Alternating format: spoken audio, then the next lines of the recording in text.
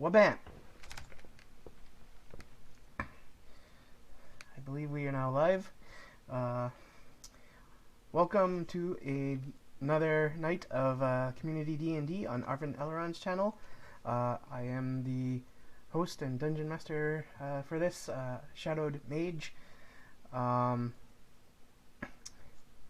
If anyone's out there watching and you are not familiar with Arv's channel and the stuff that goes on here, make sure to check out all of the commands that you can see at the bottom of the overlay on stream. You can do !Arv things actually to get most of the things, and you can do !Icarus to find out about Arv's graphic novel,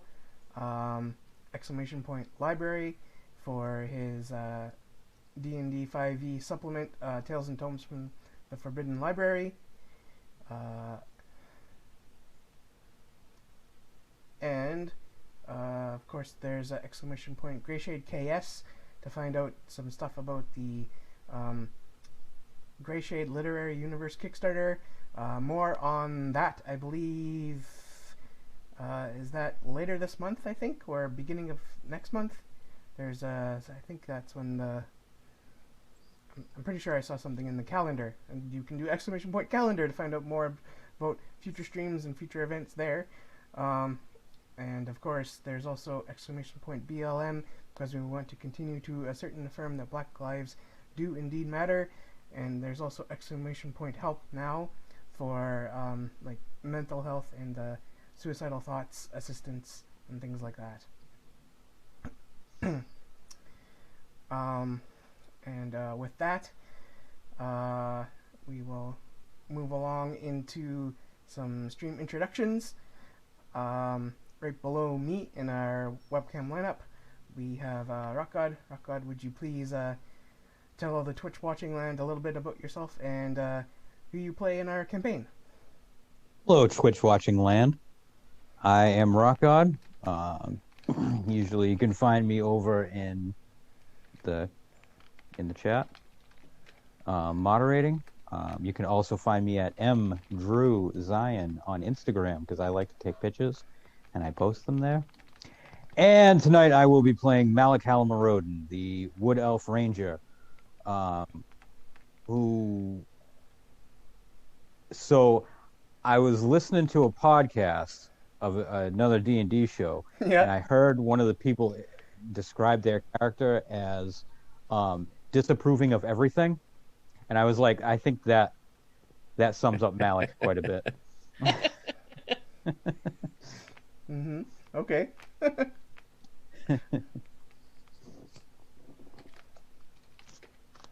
And I will pass it down to Hoodie. Hi. Thank you. I was typing That's me. Commands in chat. Yes.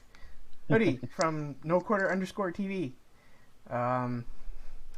Till chat and whatnot, a little bit about yourself and who your character is in our campaign, please. Hi, I'm Hoodie. I play video games on the aforementioned TV. One of these days, it'll go back to I Got a Truck. Sometime in September, I believe. So that'll be nice. I play Isol Moldleaf, a Protector Asmar, Pact of the Tome Celestial Warlock. I'm getting better at it. It just requires practice. And he likes books, I think, is his one defining feature. Pretty sure that's it. I don't think there's any other redeeming qualities going on there. He really likes books. Yeah. Well, I would hope that you would maybe be starting to be able to narrow down all of the details about your character now that we're like 15 months or so into this campaign. You'd think, but I mean, it took 4 years for me to learn how to play a cleric correctly. The last time I played D&D, so who knows? All right. Well, thank you. We seem to be without Echo Alpha _X5 again tonight for unknown reasons. So hopefully he's okay. Maybe he just fell asleep. It's very possible, considering he's in Norway, which is kind of on the many hours different from the rest of us in North America. I also heard that his computer was Well, up, and he was like switching over, and so I yeah, don't he know was if he got switching to that. a new computer today. His Yep. brother was supposed to be helping him with that. So maybe there's problems with that too. I don't know. Right. But we hope all is well with him. Perhaps he'll maybe pop in later. I don't know. We'll see. We'll handle that if that happens.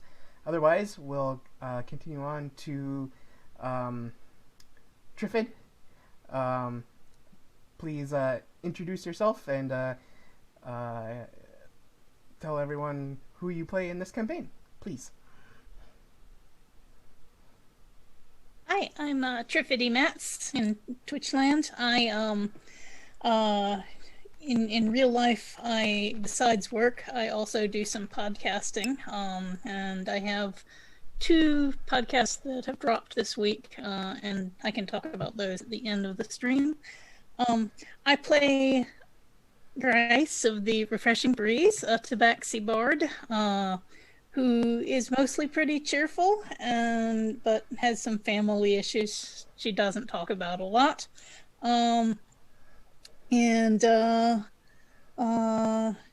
I'm looking forward to the game tonight. All right, great. Thank you very much.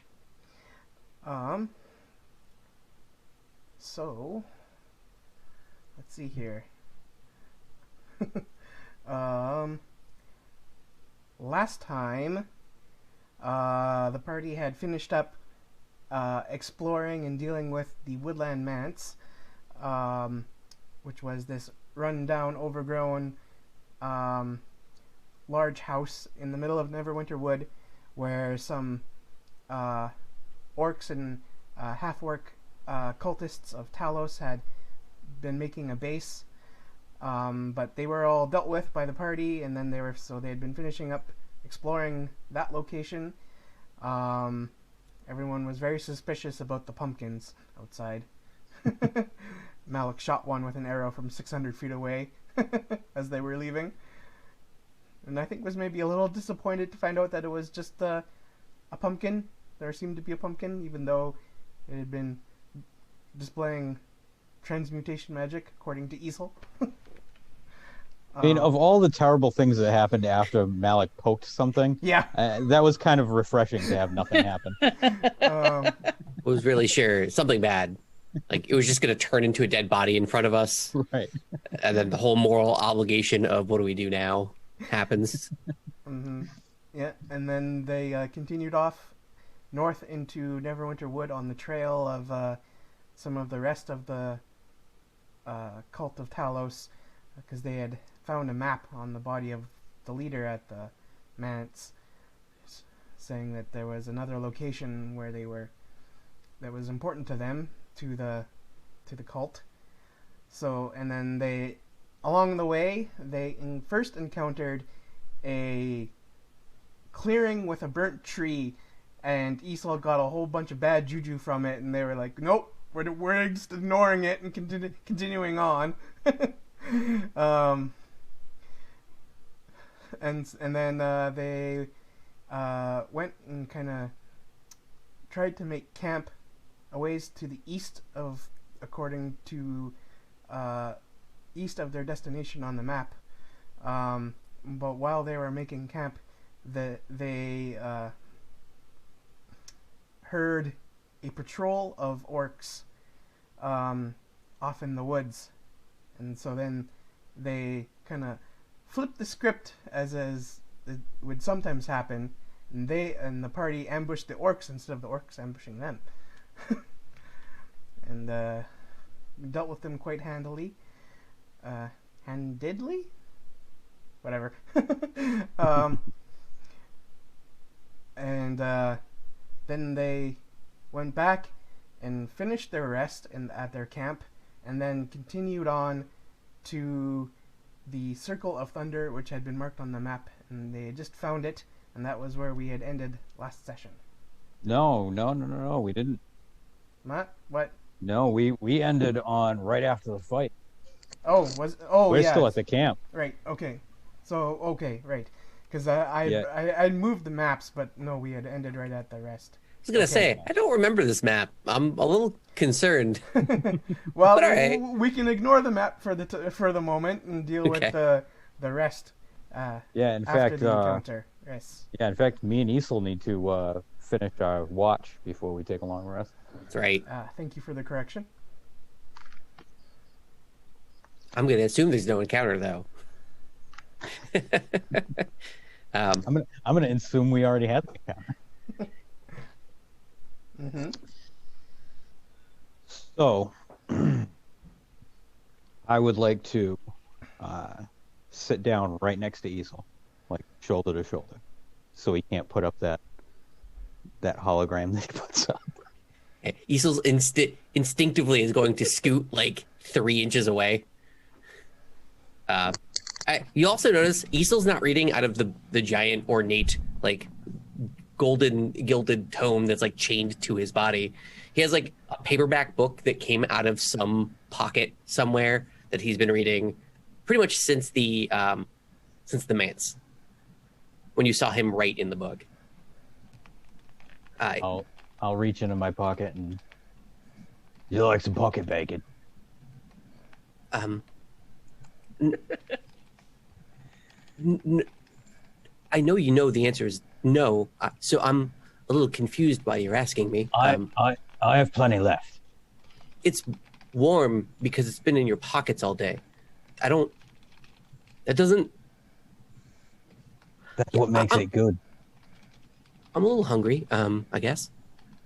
Just a very small amount. I'll hold out a hand. And I'll give him a piece of pocket bacon. I'll frown. It's very warm. Maybe keep it not in a pocket. I'm telling you, that's what makes it better. Okay. Can I'll look around at the very dark forest. Can I help you with anything? Well, I wanted to ask you, I noticed earlier today you wrote in your book that you always read. And Yeah. it would seem that you got an answer. I don't think I've ever seen you do that before. Well, stop and think for a minute. I don't particularly enjoy talking to my book. It's something I like to read more so than converse with. You know how I am with conversation, so it's one of those things I try to avoid if possible. Also, I don't like a book. Is it just a book that you were asking a question to, or was it perhaps a patron? Well, how many books do you know that have infinite pages in them of new information? Oh, I've never heard anything like that ever. So very magical in some capacity, I'd assume.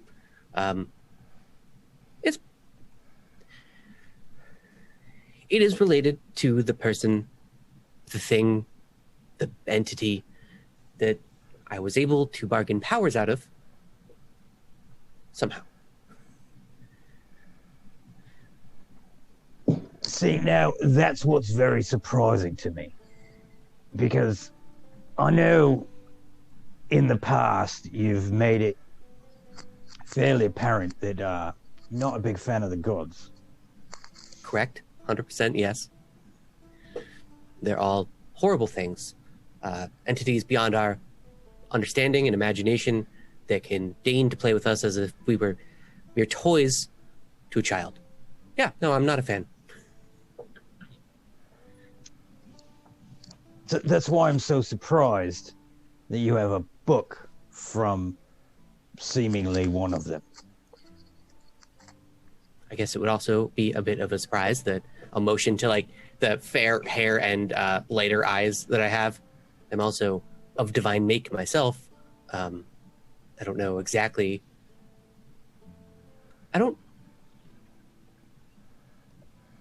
It's one of those things where do I want to be able to affect change in my world, or would I be happy to bind books for the rest of my life, cursing the gods slowly in a basement without ever being able to do anything about it. The opportunity came.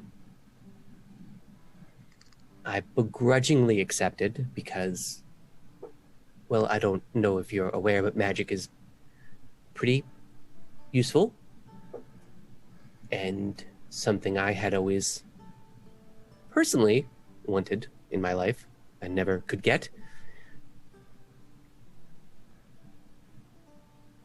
Sometimes you make choices that you don't think in the moment will haunt you and stay literally. And I hold up the big gilded tome with the chain that kind of rattles a bit, literally by your side. Is that what the chain is about? Oh, I just don't want to lose it. It was it's a very nice book. I made the chain myself out of this metal scrap nearby. But in a way, yes. I mean, I know that if I ever lose this, I can probably use magic to make another one, but it also is kind of a reminder to myself that I did this. I chained myself to celestials, to magic, to this, and I shake the book again, thing that has some form of sentience that it likes to enact over me from time to time. Yeah. Kind of just put the book down, fold over another page of the paperback book. I gotta say, I feel sort of the same way about the gods as you do. It would seem to me if they were so divine and so altruistic, then perhaps there wouldn't be so much suffering in the world. They'd actually do something about it.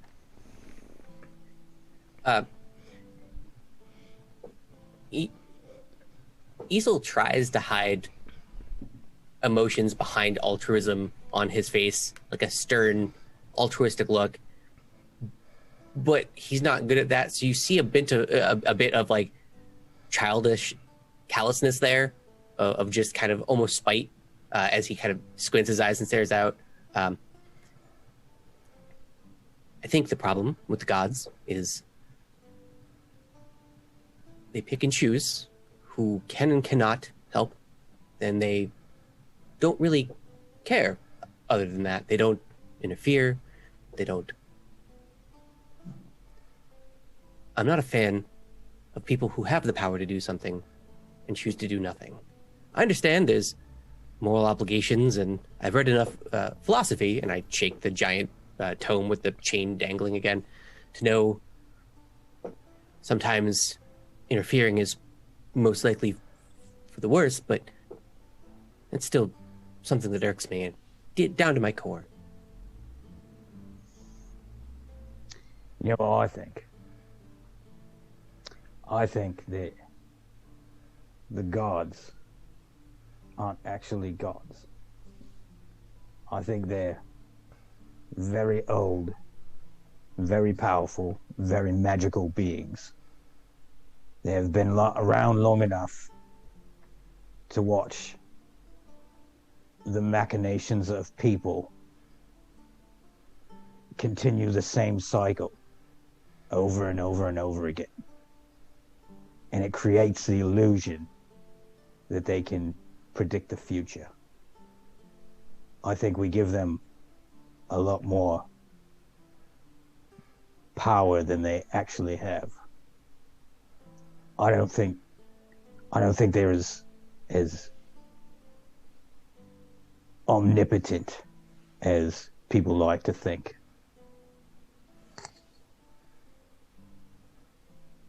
I would say I agree with most of that. I think, personally, that putting aside whatever they may or may not be, they clearly aren't as all-powerful, and I just kind of motion to the dark forest, kind of nodding back to the area of orcs that we just ambushed. not as all powerful as they might like to think, considering such things still exist.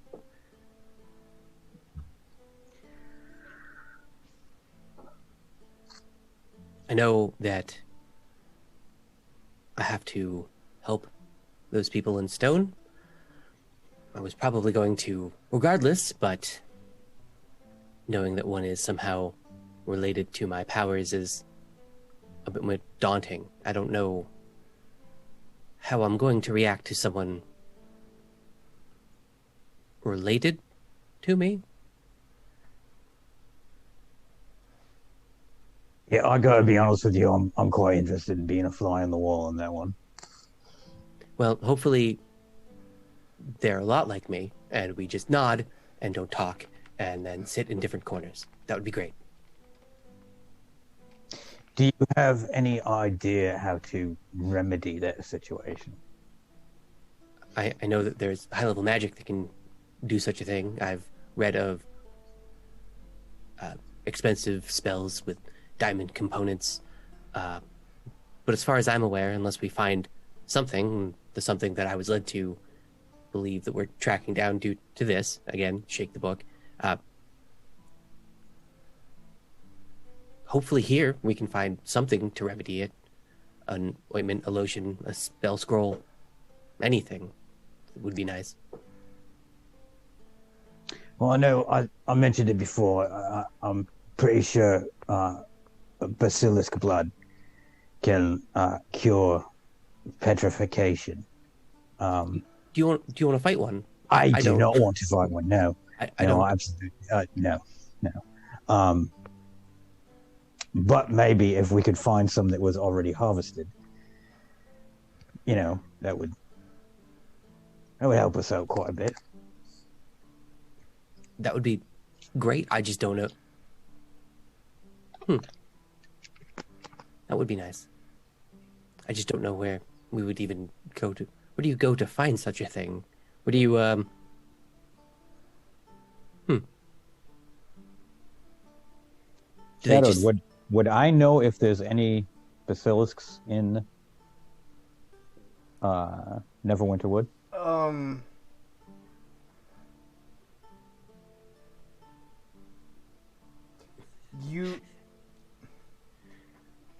You would be inclined to think that there are none in Neverwinter Wood, but that there may be people, say like Falcon or Xanth, who might know someone else or know where to get already procured basilisk blood.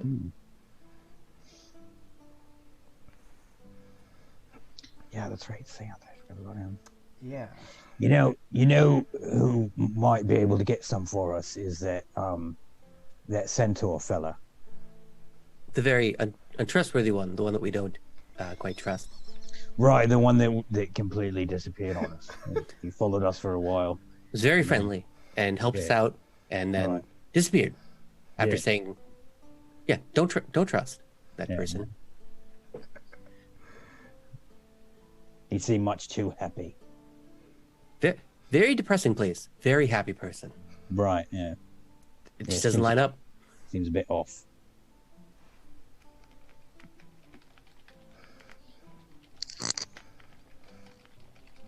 Isel will just kind of start to drift back into the book after a bit of downtime.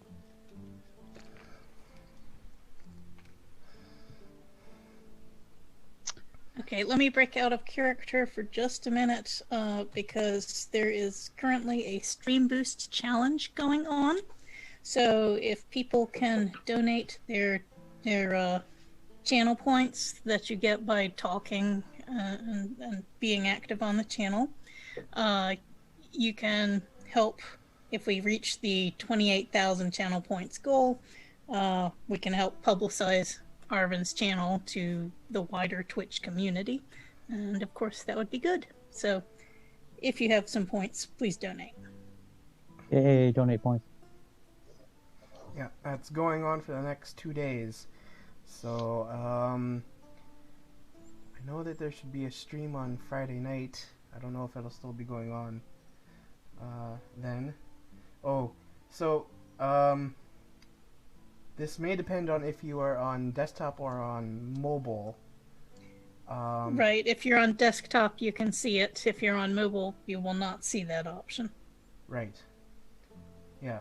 Because on desktop, if you go to the channel points at the bottom left, at the bottom left of the chat, there should be the channel points, which is the little purple circle. Almost kind of looks like. I think it's supposed to be like a. I don't know. It's a purple circle anyway. If you click there, you should get an option to use points to boost the stream. Other than that, it may also be appearing at the top of the chat. But yeah, otherwise, I don't think the option is even there at all on mobile. But I might be wrong. I'm willing to be corrected.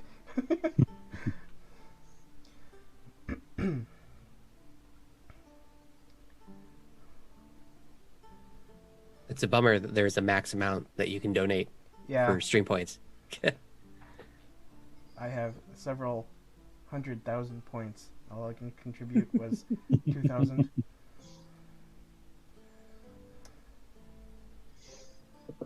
Well, thank you for bringing that to attention, Triffid.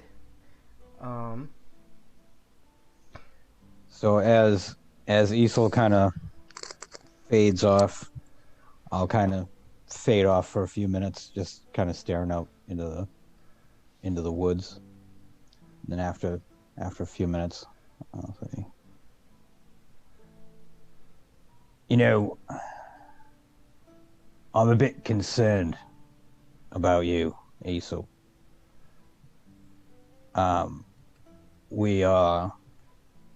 We're going to fight at some point a large white icy dragon. And I'm not as concerned about Grace because she's very dexterous. She can move out of the way real fast. Roderick can hide very easily. And I have this, and I'll pull down my tunic and I'll show him the mithril armor. Which I imagine, because I don't know what mithril looks like. I don't think it's a real. Is it even a real metal? Did you ever see Lord of the Rings? I No, did. it's supposed to look like silver. Yeah. Oh, is it? Okay. Like a very special silver, or maybe platinum. That changes what I picture it as, but all right then. Yeah, it's very silvery. I always pictured it as, you ever see the chameleon pearl paint jobs? Where it's like, in the flat areas it's green, and then where it goes into like a curve, it starts to go blue and then purple. Oh, I don't think I'm familiar with that. Yeah, it's pretty cool looking. But anyway, that's what I always pictured it as. That's besides the point. So I'll pull down my tunic and I'll show him the mithril armor. Mm-hmm. Say, I have this. So I think the three of us are pretty well protected. You, on the other hand, I'm a little concerned about. Kind of fold the book closed a bit. Motion to my very dirty white robes, the snake robes layered over the other white robes that I wear. I'll blend in. Well, I just think you'd be better off with a little bit more protection. And I go invisible, like this. Well, the thing is, most dragons have true sight, so even if you're invisible, I think he may be able to see you. No, I was thinking more of something like this, and I'll take off my fang necklace, and I'll hand it to him. And I say, if you wear this, it will make you resistant to cold. Which I think would come in very handy when we're fighting an ice dragon. It kind of floats in midair before also becoming invisible with everything else that I wear. Well, thank you. Thank you. Help. I'll put this on right now. I'm saying it because you can't see me, and I feel a little embarrassed receiving a gift. So I'm just trying to do due diligence here. As read in one of these, and I shake a book, but remember I'm invisible, and then say I'm shaking a book. You know what? And then I just drop the invisibility spell. Book up, necklace in hand. Thank you. Oh, I'll be honest with you, so you're not my favorite person that I've ever met before, but I don't want you to die. I feel roughly the same way. There's a nice light nod. I had a feeling. Then I'll go back to staring out into the woods, keeping watch. I'll use the pocket bacon as a bookmark on this book. Put it away, pick out another book, start reading that instead, and then put on the fang necklace when he's not looking.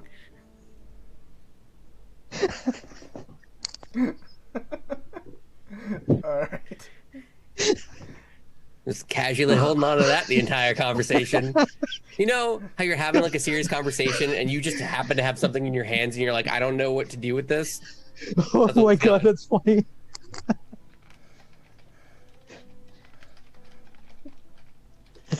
Bravo, Hoodie. Oh my god, that's funny. I've had that experience like way too often of having like a deep, meaningful conversation with like a wrench in my hands, and you're just like, I don't. Okay.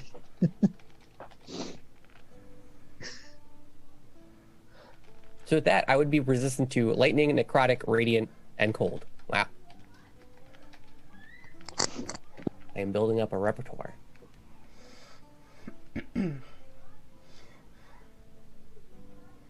Resistal. Yeah. I'm basically becoming a soft barbarian. That's what's happening here. A soft, squishy barbarian.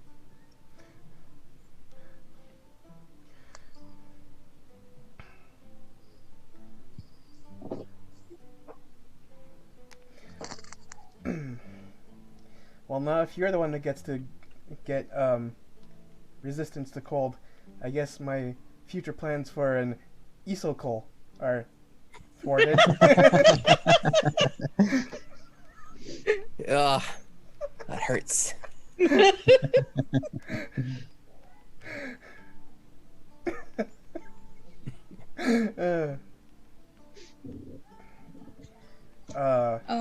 So Grace didn't hear any of this because she's asleep, because she's not on watch, but can Right. you, Shadow, just remind me of the mechanics of recovering hit points? Because I was down from 43 to 28, and I don't remember, do I get them all back? Do I spend hit dice, or Yeah, what? since this is a long rest, you can recover all hit points.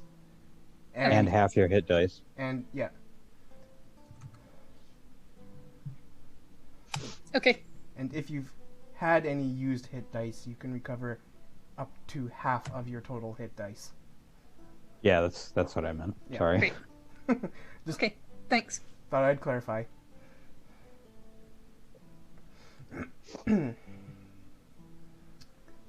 All right.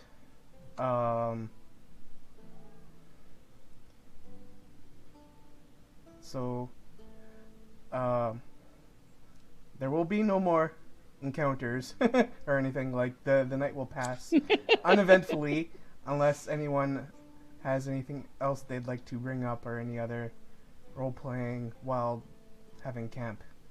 So, is that Grace?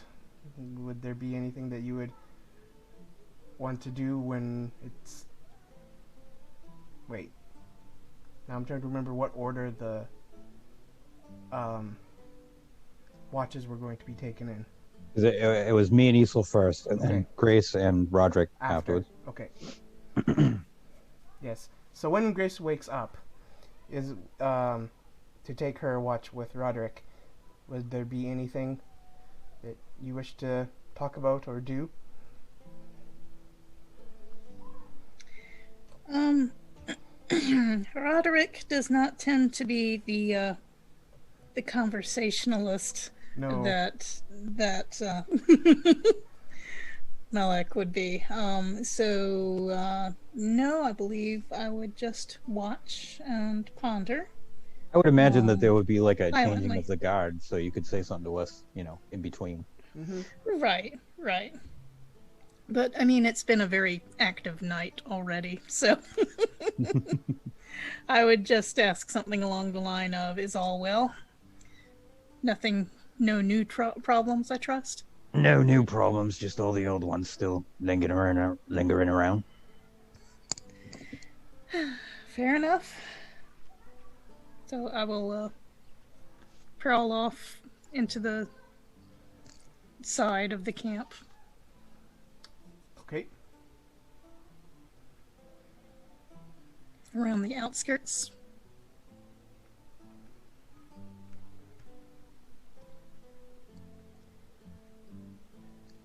Well, at one point during the night, there's a very brave raccoon that kind of skitters around the outskirts of the camp, trying to see if it can find any, maybe, like, food that it might be able to steal. But other than that, your night would pass uneventfully.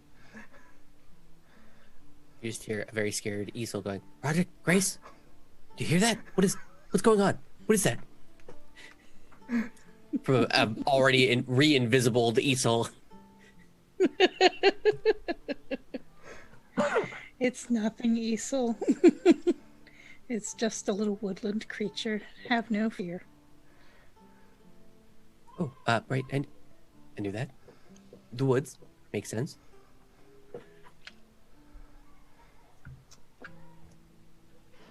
Okay. So then we will move along to morning. And camp is being taken down and packed up. And is there anything amongst yourselves that you would wish to discuss or plan before you head out towards the Circle of Thunder?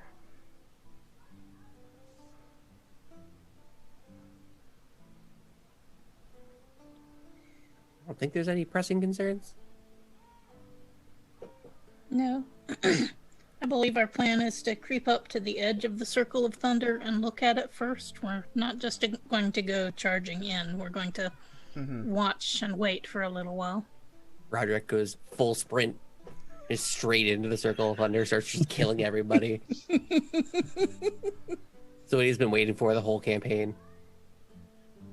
I'm waiting for it. I know it's going to happen at some point where he just snaps and he just goes bananas on a place.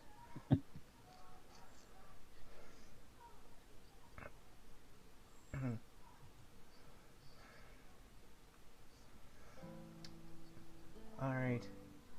You notice then, as you make your way cautiously towards the spot that has been marked off on the map, that the closer you get, the more overcast the sky becomes with particularly mean-looking clouds.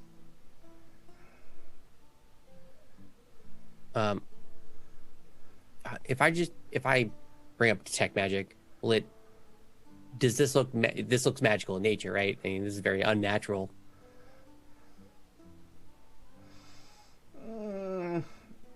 I mean, I think you could deduce that, but I don't think that detect magic would. It doesn't give off any magical. It's just okay.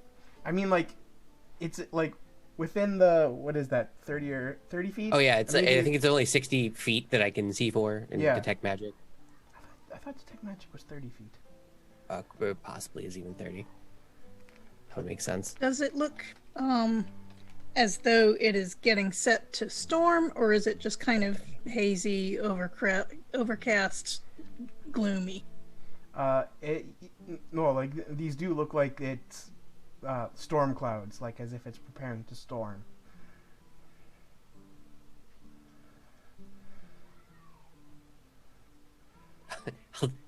Issa, as we approach, do something that you've never seen him do. Kind of pulls his ponytail back and tucks it behind and pulls up a hood that has existed for the entire time and puts it over his head. And kind of just continues reading. The hood kind of comes over enough to, if he brings the book close enough up to his face, we'll keep the book dry as well. So that's his preparation for reading in wetness.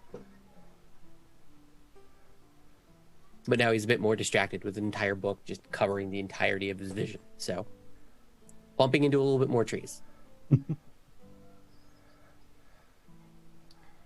Okay.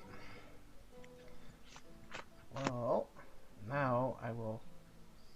Well, before we get into Okay. earshot of the Circle of Thunder, I just want to give a quick inspirational song to everybody so that my usual bardic inspiration can help them along if needed when we actually get into fighting. Sure. Or whatever skill checks.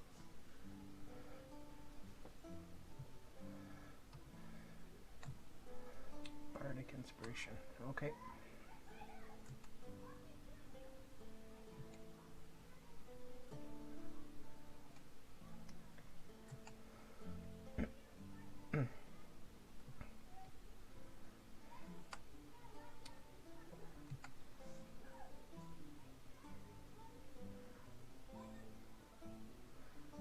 Alright.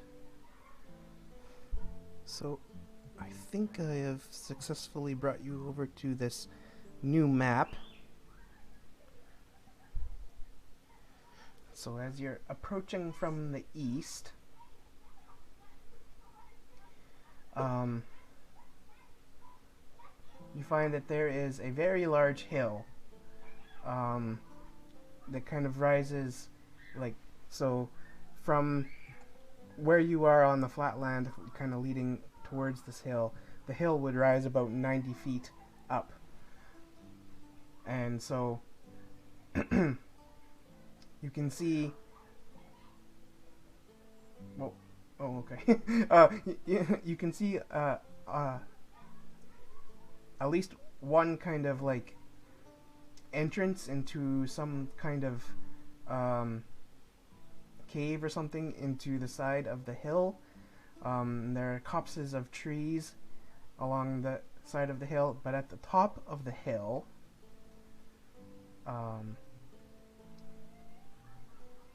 is a large ring of standing stones.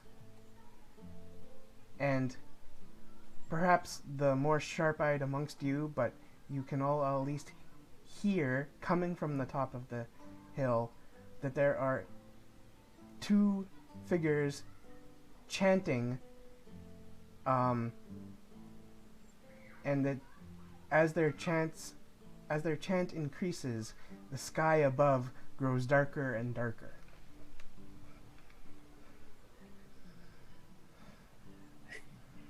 I know Roderick would just take out the daggers and just ready.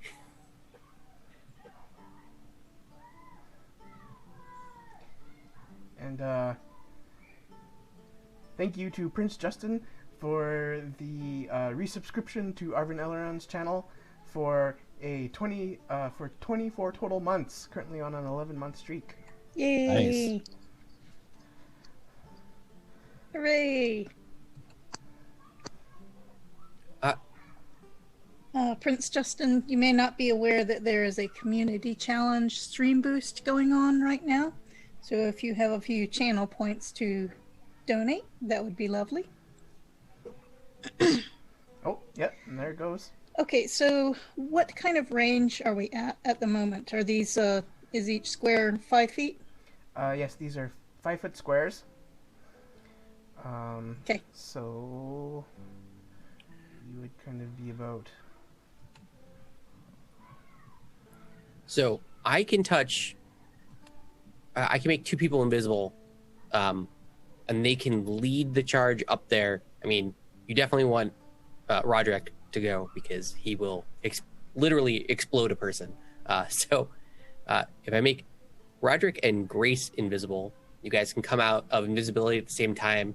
We basically getting the the whole surprise round off, and we can be waiting in the trees with long range attacks.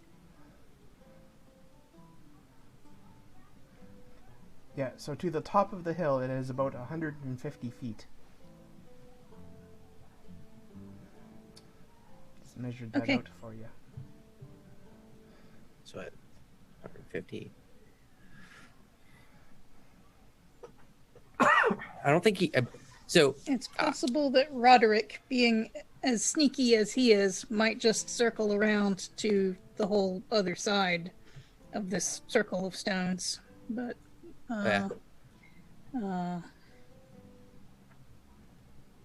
but he is sneaky enough to probably need the invisibility less than Malik and I.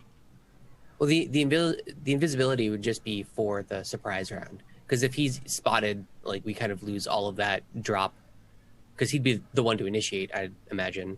And Malik can be, how far away can Malik shoot? 600 feet. Yeah, and I can be 120 feet away, so we can stand. Right. So we can stand far enough back that it's you and Roderick that need to be like in it. Which is why I suggest my those first two. action once I get in range would actually be to cast a spell. That's true. Yeah, and then I would go into melee.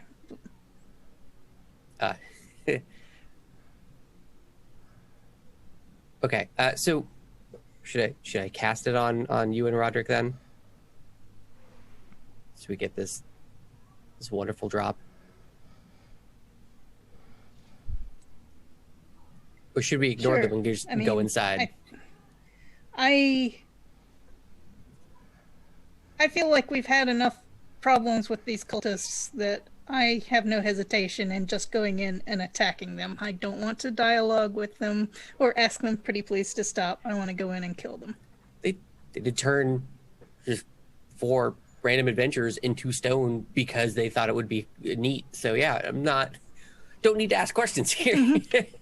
All right. Yep. I'm ready to just attack. East will kind of hold out a hand, and both Roderick and Grace will turn invisible, and then he'll duck down, and pretty much let Malik lead for stealth going forward here. All right. So I would like to move over to maybe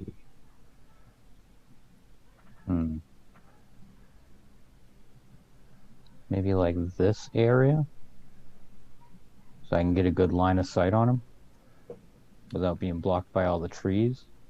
So like right over here about. Okay. Yeah, I feel like that would be within 120 feet, and kind of crouch underneath these trees.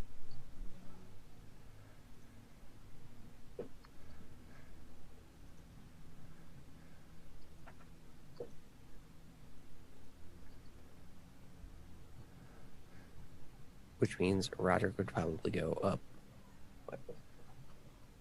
this way,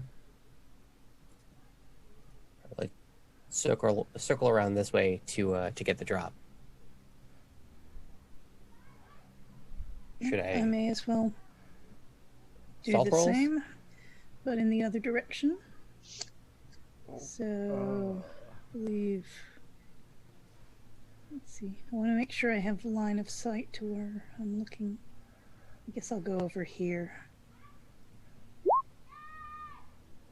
Yeah. All right, here I am. Only a 15 on stealth. Wow, what's happening? Oh no! All right. Oh no! Yeah, I suppose everyone should just give me stealth checks. Yep.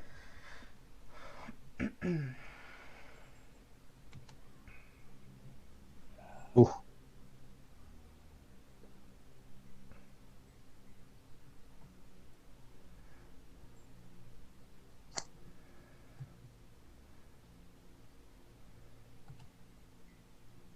Doesn't matter which character I roll it on. It's gonna be a 15. All right. Cool. Grace is being the most stealthy one. All right. I rolled a 1 and a 2. Oh, oh goodness. Wow.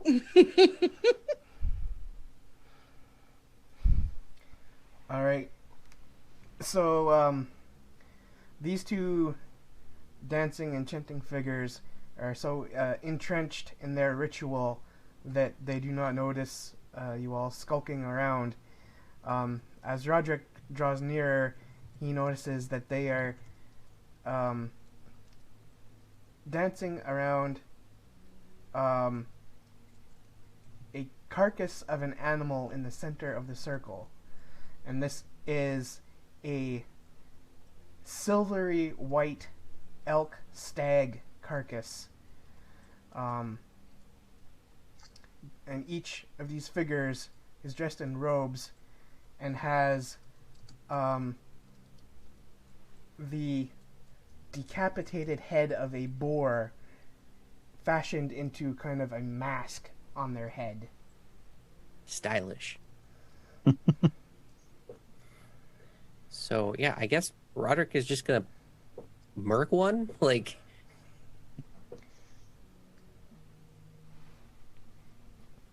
he'll stab the furthest one away. Let's see how it All right. goes. Well, roll initiative. Okay. Oh, I will bring up the thing. There we go.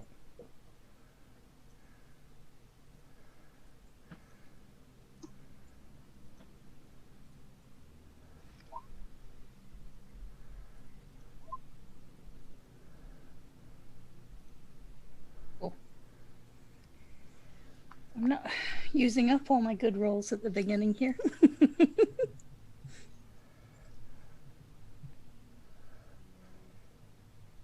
What if you just keep rolling 22 all night long? That would be awesome. That would be great. I would be very happy with that.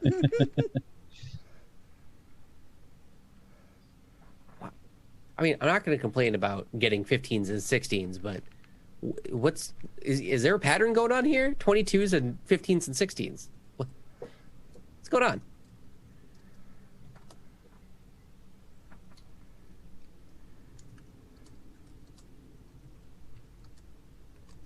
Woof.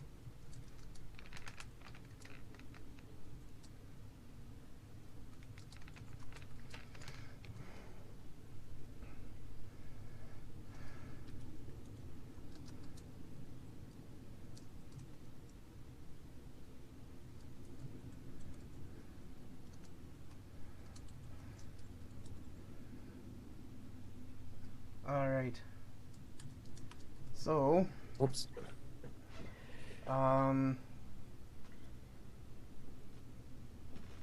the intent here is that Roderick is going to try and just like sneak attack, essentially, the one that he's closest to. So in the order that we have determined initiative, everyone else goes before him. So I guess we need to decide, like, are you holding actions, waiting for Roderick to attack, or do you have other things that you wish to do? And I guess we'll start with, hold on a second here.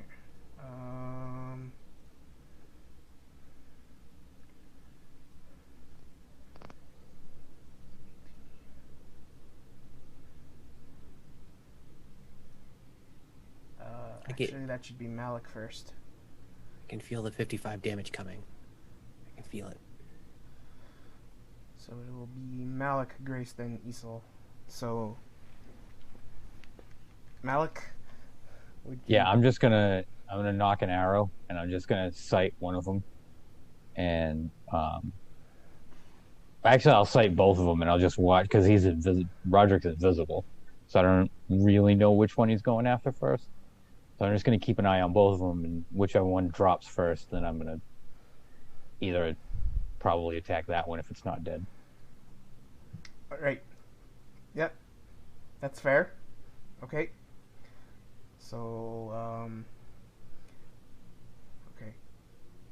Then I guess we'll move to Grace. Yep, I know exactly what I'm going to do. Okay.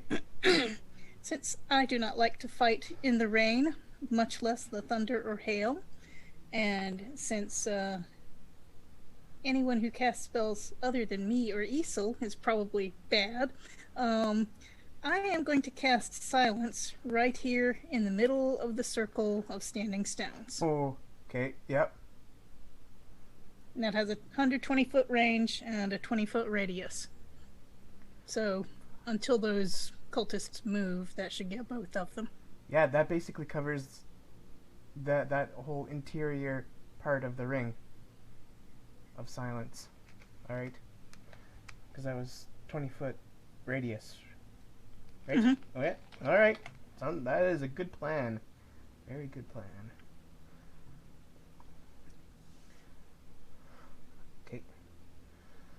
And I guess having done that, I can move. So may as well. Let's see if I can run up here and not get in Malik's way. Oh, I can't run that fast anyway. What, 30 feet I think I have. Do I have 30 feet? Yes. Right, so I was down here. 5, 10, 15, 20, 25, 30. So a little closer. Let's see. Which way am I out of Malik's way? Here. So, I just want to make sure I understand correctly. Okay, So, that's for me. okay. So, to make sure I understand correctly, I cast Silence and I move. okay. So, but you're casting silence now. You're not waiting for Roderick to attack. Like it's not a, or is it?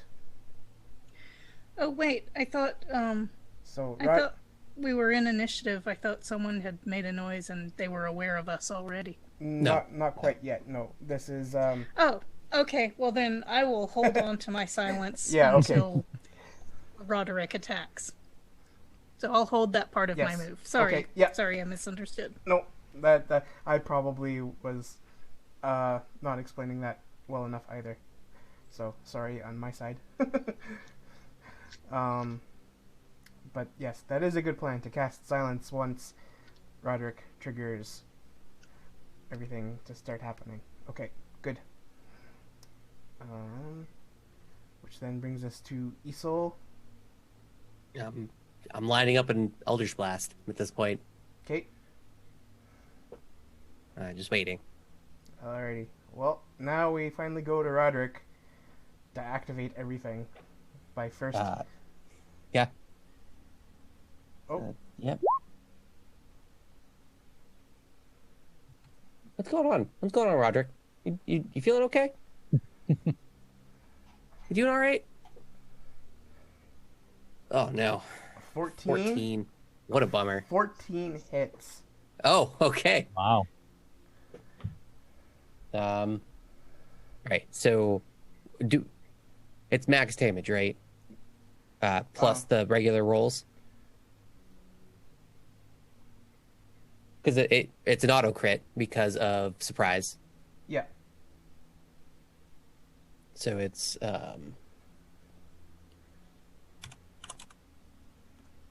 6. So what? 12 plus 15 is 27 plus 18. Whatever the max damage on Shocking Dagger is. That should be.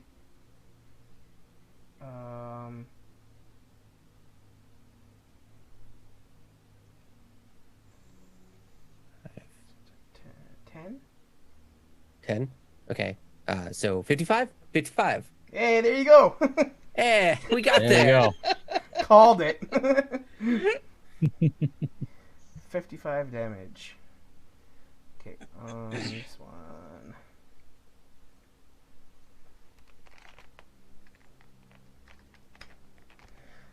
And now there is a fountain. Whoa. Uh-oh. That didn't work for some reason. Now that worked. There we go.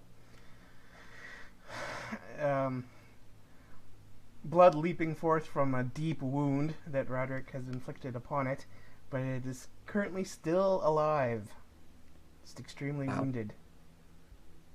But now, all of us go. Yep, now all of the other things trigger. So, Malik's shot on whichever one he wishes to shoot. I am going to shoot the one that is very hurt. Well, actually, yeah.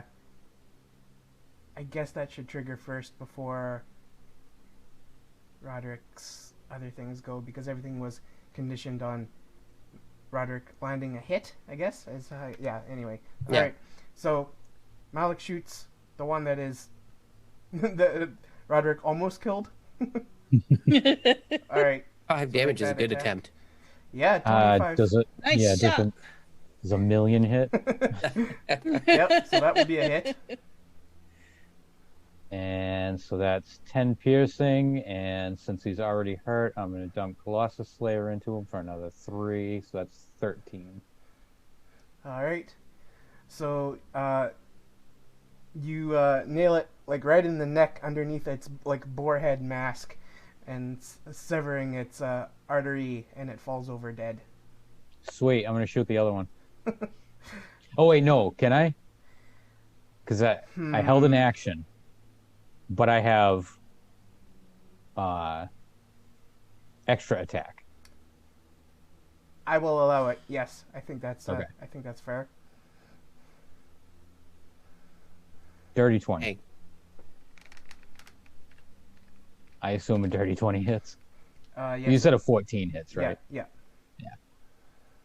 So that would be 10 piercing damage. Okay.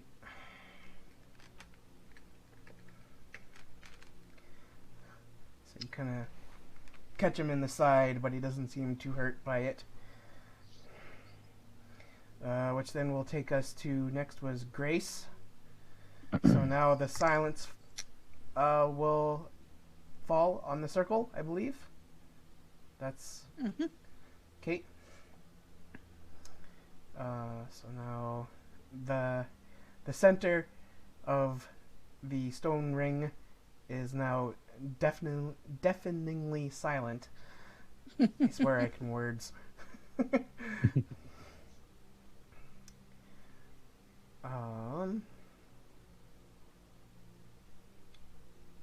And then I guess it would be Isol, who is waiting to shoot an Eldritch Blast. 2 Eldritch boys Blasts, come. both will hit. Oh, nice. 16. Okay.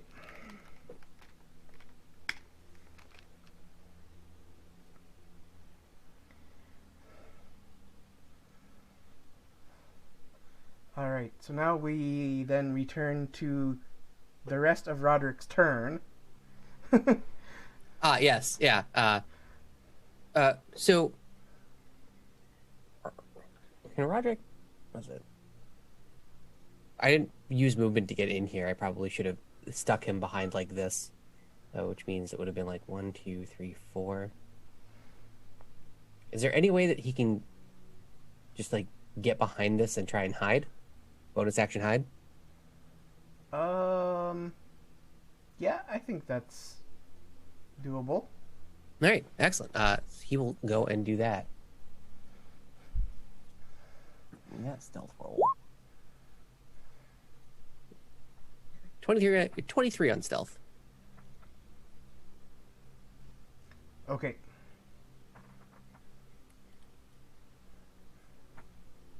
And that's the end of his turn.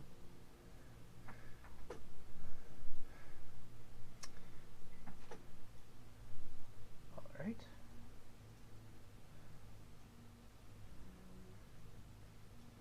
So then we come to the cultist, Surprised? Question mark? and it is surprised. Yes. But Yes. there is something else that happens on its turn. Not yes. Oh no.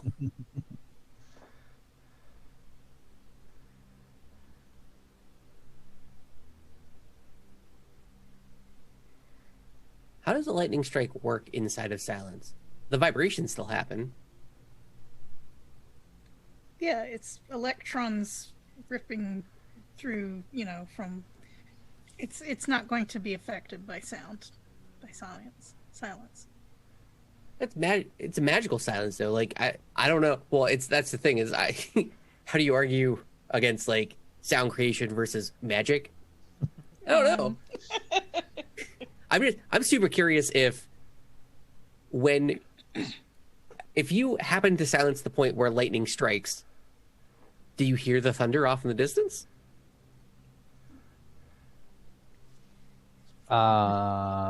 Yes, because the thunder comes from the entire lightning bolt. So most of the lightning bolt would not be in the circle of silence. There's just Right. that little tiny part that's missing. Right.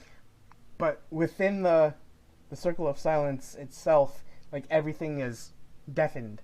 So there. Oh, like, right. You wouldn't hear there's- it in the circle. No. Yeah, there is no sound inside of the area affected by silence. I feel like that would be a pretty Right. clutch way to save your eardrums if you knew that like call lightning was coming down on you. Yeah, in fact, I think it actually says in the description of the silence spell that it's like there's something about immune to thunder damage. Oh, that's neat. Yeah, inside the that sphere makes is total immune, sense. is immune to thunder damage, and creatures are deafened while inside it. Yep. Yeah, I wasn't thinking about inside. I was thinking about us because we're standing out here. So when you said, "Would you hear it?" I'm thinking, well, yeah, we would hear it. So, if you cast Thunderwave from inside a circle of silence, Does it I reach guess outside? it would not have any effect. Well, you stand on the edge of the circle of silence, and then you cast it so it just barely touches the tip. Does that mean it still continues? How does magic work? If a tree falls in the woods and there's a circle of silence around it, It makes no sound.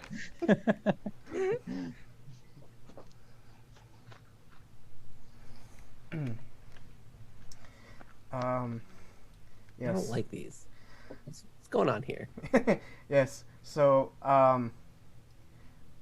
drawn forth by the sense of hostility in the area, some twig blights around the circle awaken. So that's basically is all that's happening there. But the cultist, who has now been shot and hit by eldritch blasts and is silenced,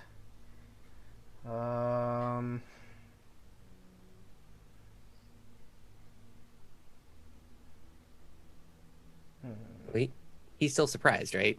yeah, and he's surprised, so he can't act. That is correct. Thank you. Just making your job easier. Don't Yep. worry about it. It's that's fine. All right.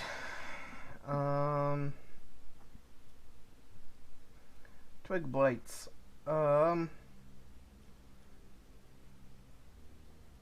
Can see that most of the hostility is coming from the south, so they will start moving in that direction.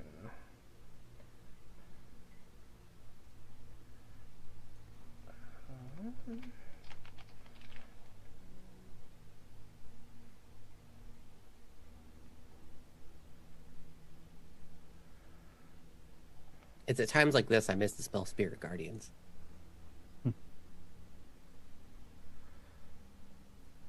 There.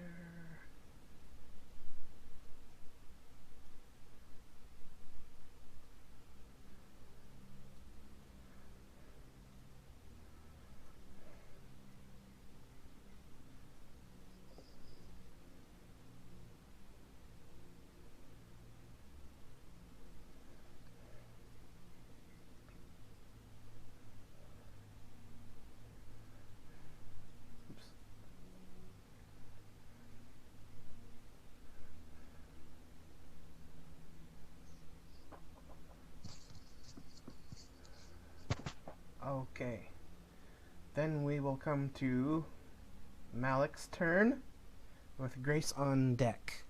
So let me make sure this all looks good on stream. Okay, I think it should. So, Malik. Alright, I am gonna... I'm actually going to move up.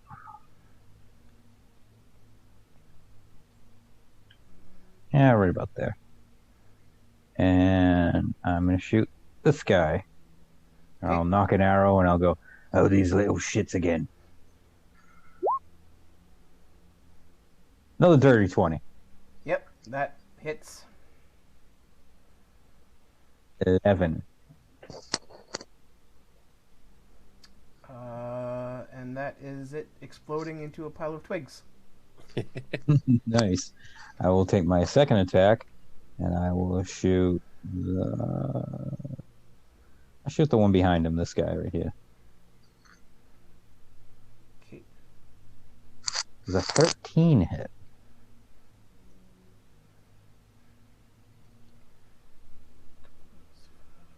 Yes, a 13 just hits.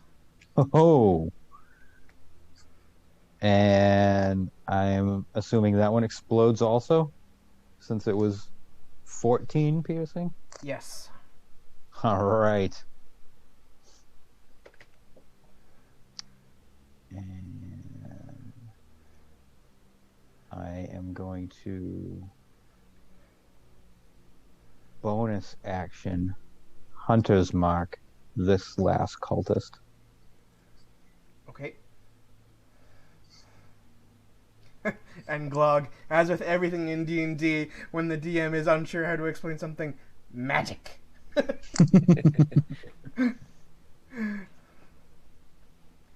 But yes, they are attuned to those who control them. So the cultists are being attacked, so if the cultists know where they're being attacked from or in the general vicinity of, then they will go in that direction. Alright. I saw that eldritch blast sizzling from the southeast, and so Yeah. that's where they send their blights. It's hard to miss giant golden chains, to be fair. Okay, that will bring us to Grace with Isol on deck. Okay, question. Did casting silence, did that count as an attack so I would lose my invisibility? Or is it more of an... I think it's whenever you area- cast a spell. Cast a spell or make an action. With greater invisibility, this won't happen, but I don't have that yet, so... Spell invisibility. Okay, so I'm visible now. Yeah. Alright. Yep.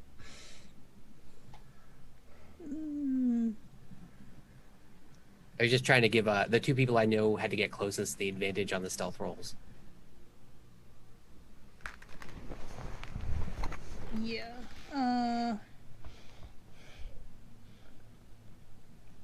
So it would take... I would have to dash to get up to melee range with it. With the spellcaster. And so... I will just move my normal movement. 5, 10, 15, 20...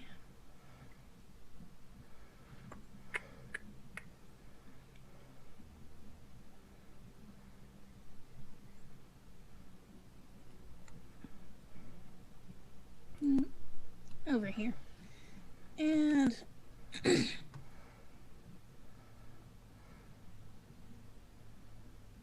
doing pretty well. I want to use a high level spell. I don't think so. I think we're doing pretty well. So, you know what? It has been quite a long time since I've indulged in vicious mockery. And so that is what I will do. And I say, it's a wisdom save, and as I cast, I say, your friend is dead, your little twigs will fall apart, and you'll be dead soon too. Just inside, it's like...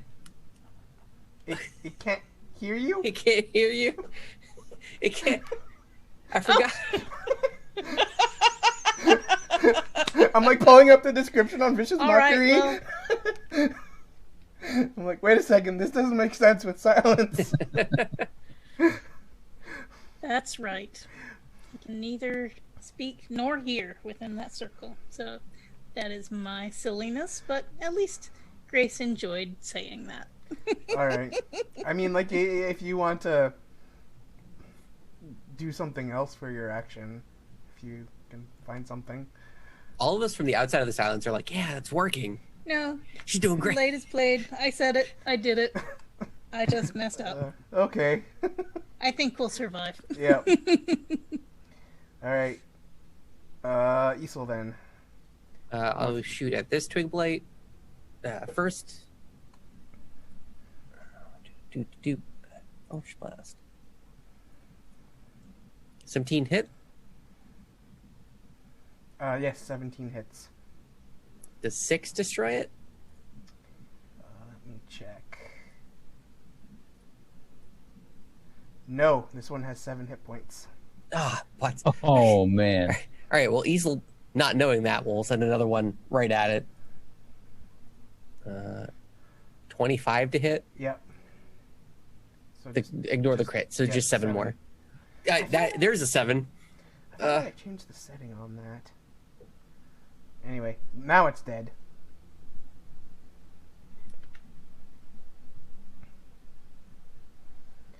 So now it is smote. Done smoten.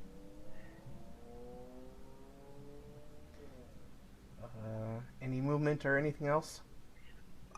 Easel's feeling pretty safe. He's behind Malik. Everyone else is in front of him doing things and are much bigger targets. He's feeling good.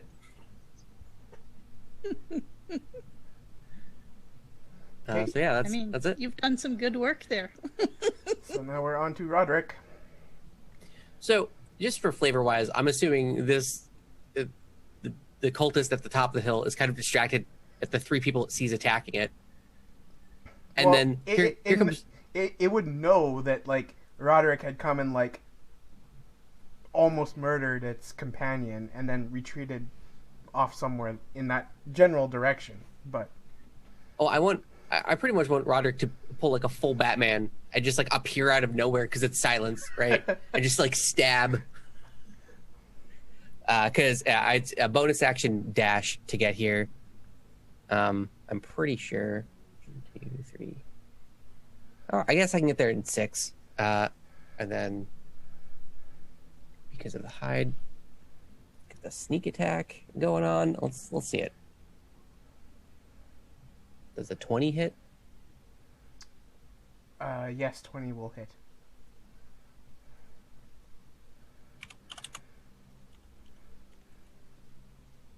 So 10, 23. 23 damage. Oops.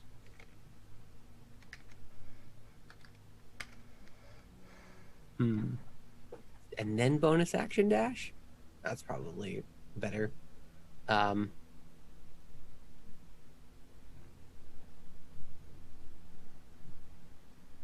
Yeah, Roderick's gonna bonus action dash 2, 3, 4, 5, 6, right there.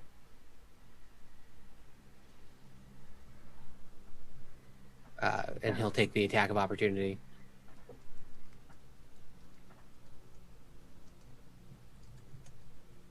Oh, from the cultist. Yeah. Right. Okay. It's all for big numbers.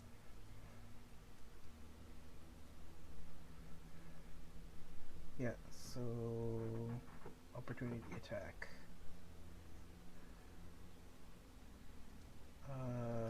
It would only get an 11, which I know wouldn't hit. Yeah. Roderick. So yeah, he'll dash to the other side of this stone pillar. Give kind of like a thumbs up to the group.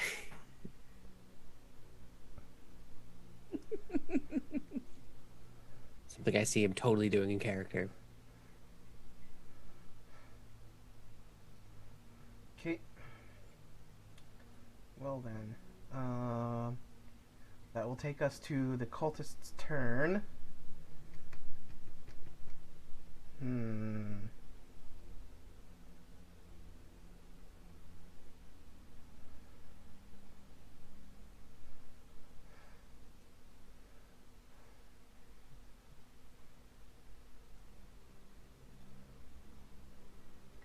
So it will move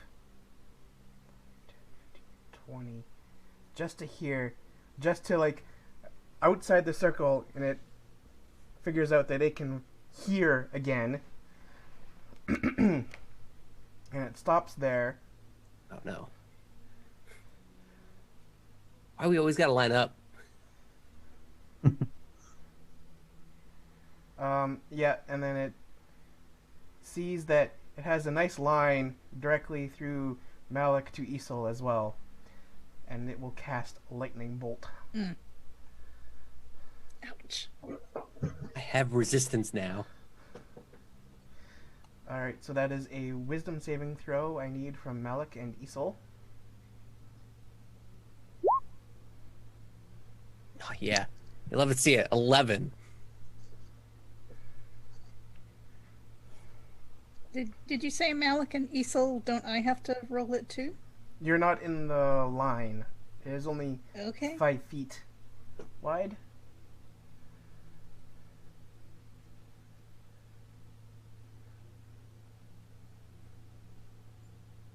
Yeah, 100 feet long, 5 feet wide. Yeah, so you would just be out of it.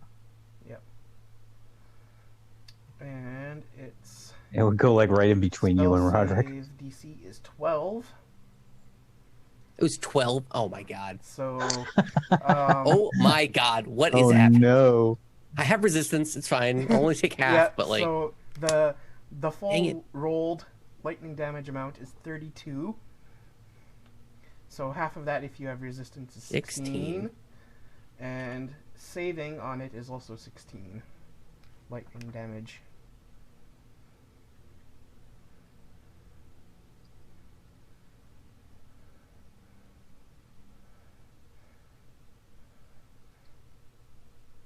So then that was 20 feet of movement. So there's 10 feet of movement left.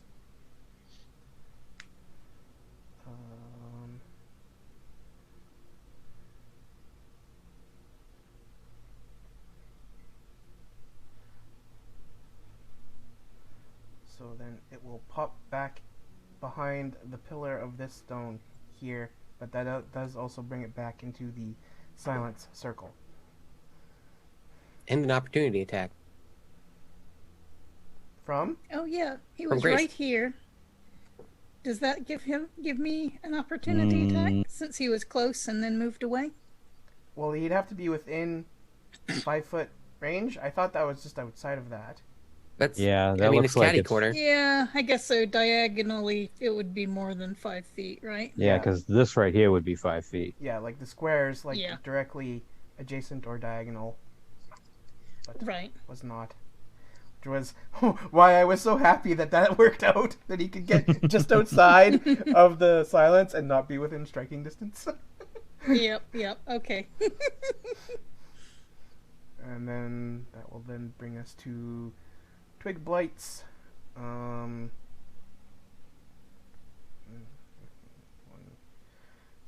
will move there.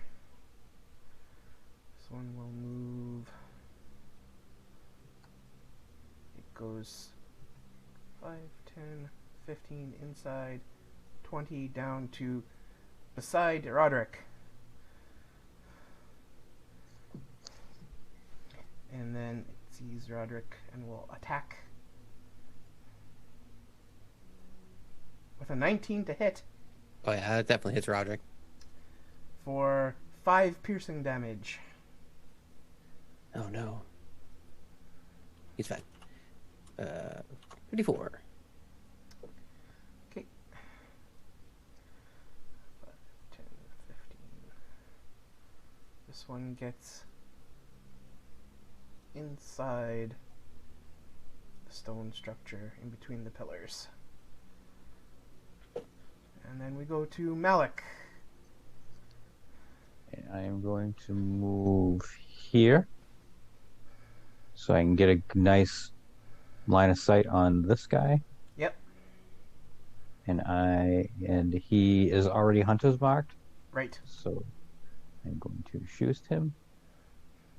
Does a 27 hit? Yes, it would. That would be 8, 10,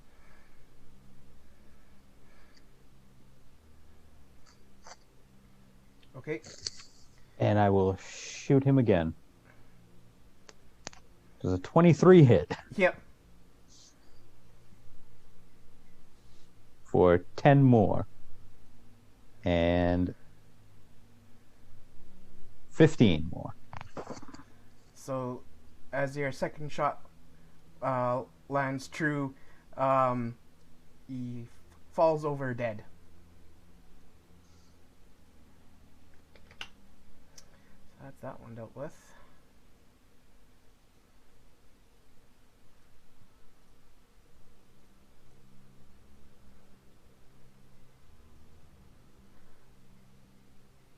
And I'll say, "That's what you get for shocking me." I need to see this.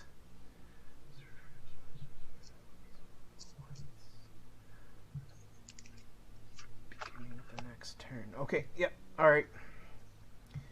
Alright, then that brings us to Grace. All right, first I take a quick look at Malik and Isel to make sure they both look basically okay. And since they do, let's see, is this a twig blight here on top of this pillar? It's underneath. So it's kind of like oriented like underneath. Yeah. It's like Stonehenge where there's the two vertical ones and one across the top. Right, okay. So I can get at it. Yeah. Yeah, may as well clean this up, and I will just go attack with my rapier.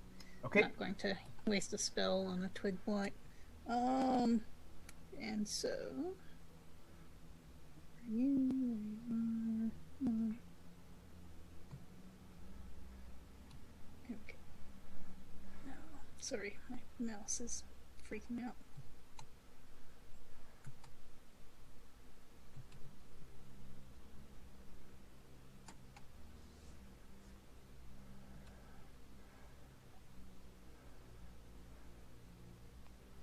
Does that hit? Yes, that will hit. A 14? Does a 14 hit? Yes, a 14 hits. Sorry? Yes. Okay. Super dead. Yep. So that's I think that's enough. Tis enough. It crumbles into a pile Alrighty. of sticks. Okay. And I guess that's it for me. Okay. Which then brings us to Isel. All right, Eldritch Blast, the one directly in front of Roderick. 12 hit. I'm just trying to get lower and lower. That's what's happening here. Twig Blight. 12 does not hit. Does not hit. All right, here comes the second one. Yeah, I'm just trying to test, see how little the dice have to help me. 10. 10 Like, doesn't hit. what's happening? What's going on here? I have a +7 to this.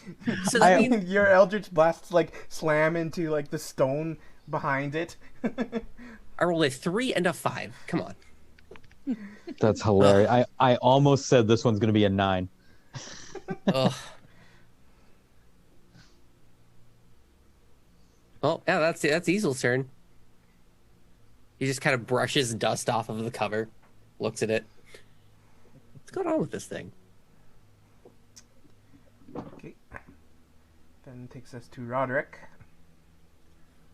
Yeah, Roderick's gonna smile and look down at the one directly in front of him and just stab into it. Yep, that's a hit.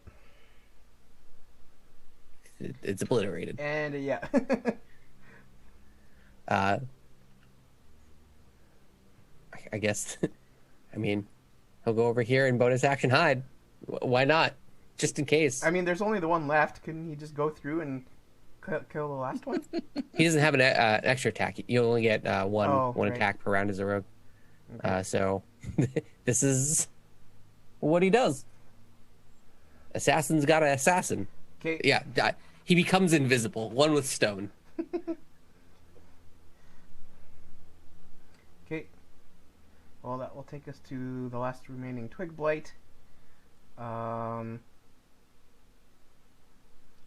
it will just kind of wander through to here, looking to see if it can find anything to attack. Right in the kill box. Perfect.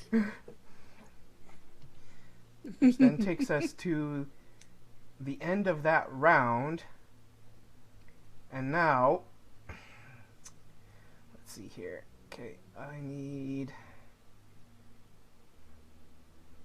draw a shape. Draw a shape? Nah, I don't like that.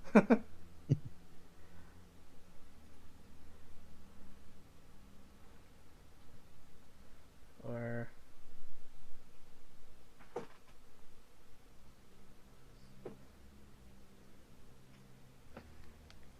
see if this works.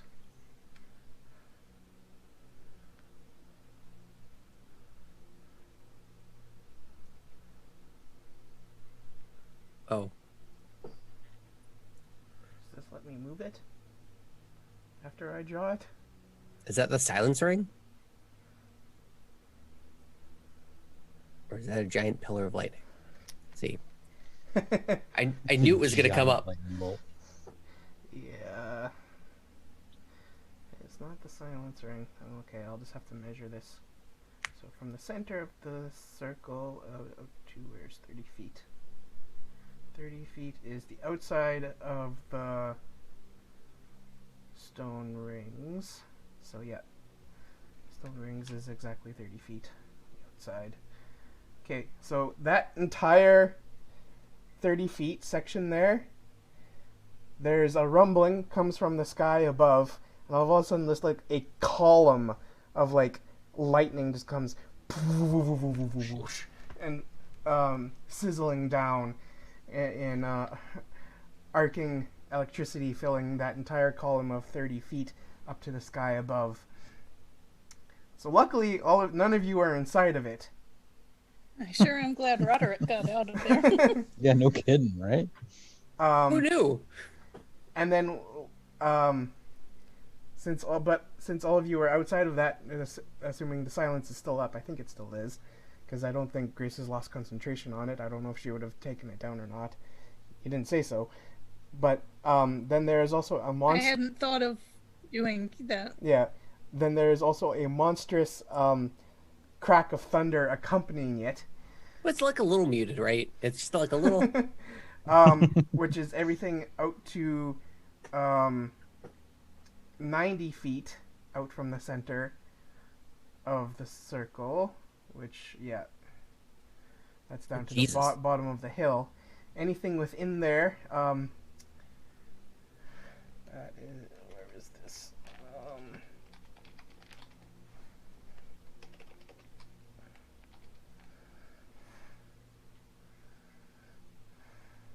So, yeah, everyone needs to give me a Constitution saving throw. Oh man, that's what Easel's really good at. Uh-oh. Apparently, that is. Uh-oh. That's also what Roderick is really good at. No one got higher than a 14. That's pretty bad. That's not great. Pretty bad. All right. So, Easel was first with the 14, and then Roderick was Okay. second with the 5. So anyone who got under the 14. So this is 16 total thunder damage. Okay. So if you were under the 14, you take the total 16. If you got the 14, you take half. So 8 thunder damage. And you are all buffeted back 10 feet.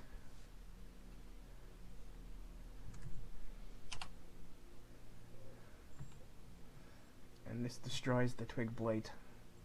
What is this right here? That is an entrance in the side of the hill. What is on... So, I imagine this side is the entrance. Yes. What is this right here? What is that side? Is that a wall right there? It's like the side of the hill above it. It's an angled into the side of the hill. Right, so An it's like a entrance. hobbit hole, Yeah. except not cut in the side of a hill. So it's So- a hill above. I would imagine that if I get thrown back 10 feet, Do you start to slide into the... I'm going to fall off and end up like here. I'm going to roll right over this thing and fall right down here.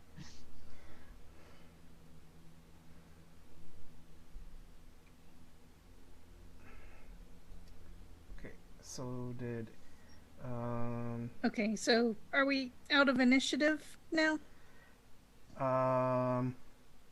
Not... Or still in it? You are currently still in it because I need to find the Thunderboard token.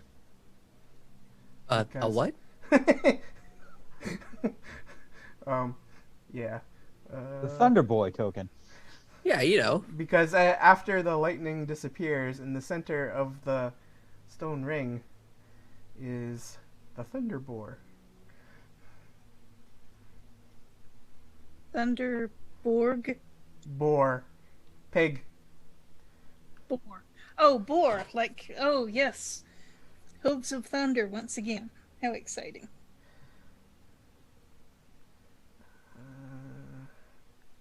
Not on this page. Where is it? Token page.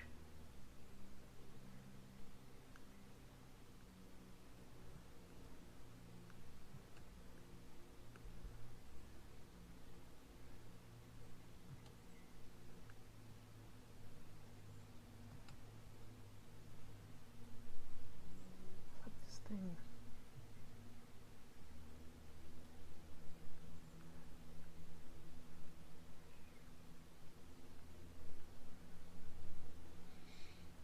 I wonder what the bacon from a Thunder Boar would taste like. Crackling. Every bite just gives you a little bit of static electricity. It's actually very unfun. Always crispy, no matter how long you cook it. Yeah, this thing is supposed to... I wonder if there's a way to... If there's a thunder boar, there's a flame boar. So... Does it cook its own meat? I'm sure there's resistances there. Would that make a better meat? Questions in D&D, man. Can you cook flame boar meat? If it's naturally resistant to fire, is that uncookable meat, or do you just need a really hot fire? Sorry, please bear with me while I'm trying to find the...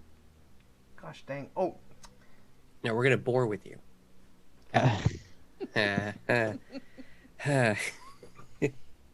okay. Oh, apparently that is the right size for that. Yeah, I would say if it's resistant to fire, Copy. then it would take a really hot flame to cook it. What But if if that it's would make it? immune, if it's immune to fire, I don't know if you could cook it. Why would it be immune to fire? If it's a flame boar, Yeah, No, but it's a thunder boar. yeah, but I mean, No. if a thunder boar exists, the flame boar also has to exist. Oh, Right. okay. Got it. Sorry. yeah. We were being more hypothetical.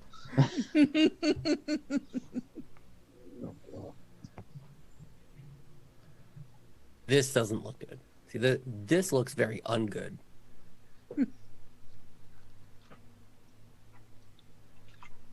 All right. So add turn. Oh, that twig plate is supposed to be gone because it got destroyed. Hold on with the low. I want to initiative. know, Shadowed, have you forgotten to resize the token? No, Or I is have it not. That Oh no! fucking big. Oh shit! I have not. I am. Ruh-roh.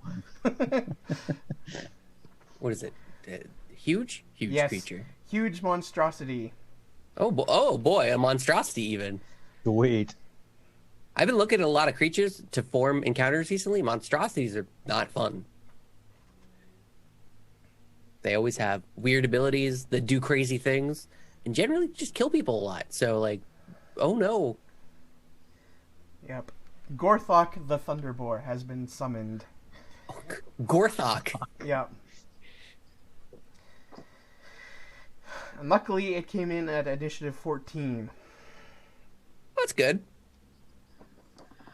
I mean, if I had to guess, I would say Gorthok sounds like a made-up name that a lead singer of a Norwegian death metal band would have. Yeah. I just hear Mentok the Mind Taker with Gorthok.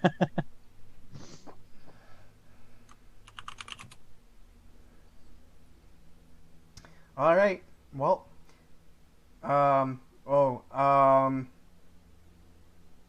Right. So actually, who had failed the thunder All of us. saves? Well, everyone.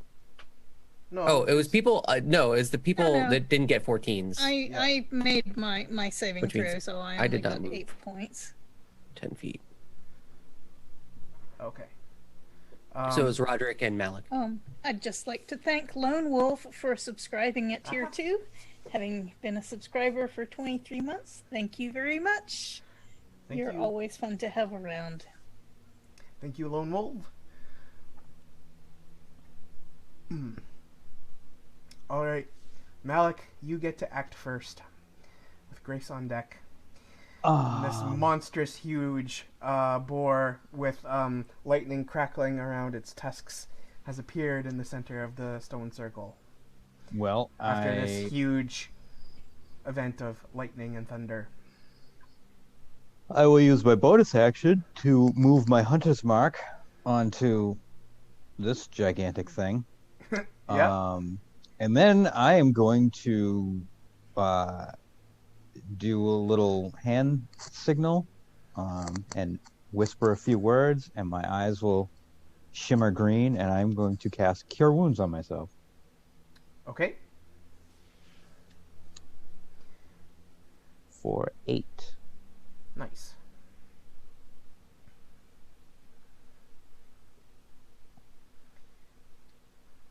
Okay.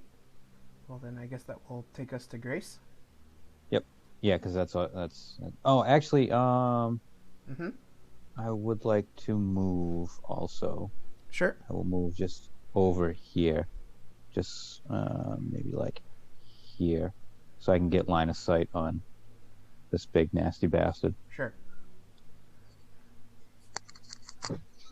And now I'm done.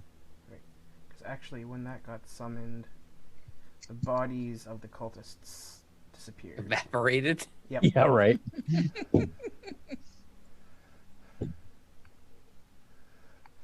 There was a reason that this episode was titled The Summoned Swine. Alright, Grace. You see a giant boar. Yeah. Yeah. And right now, there's a lot of empty space around it. So even though it might be wise to cast Silence again, well, wait. Do I need? Yeah, I'm sure that spell would have disrupted it. Yeah, well let's just go with that. And yet, right now, nobody is close to that boar, and it's probably going to take a lot of killing. And so I think my best move is to cast Fireball. Ah, okay.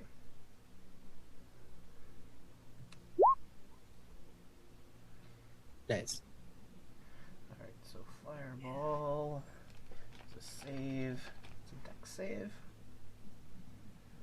Let's see how dexterous this huge summoned swine is.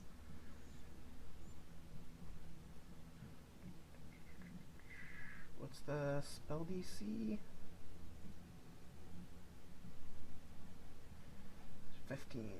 Okay. It's a dexterity save. Right, against DC 15. Okay. Right, so it only got a 12. Ooh, nice. Yes, I'm sorry. So that will be the full... Awesome. It is a sinister boar, not a dexterous boar.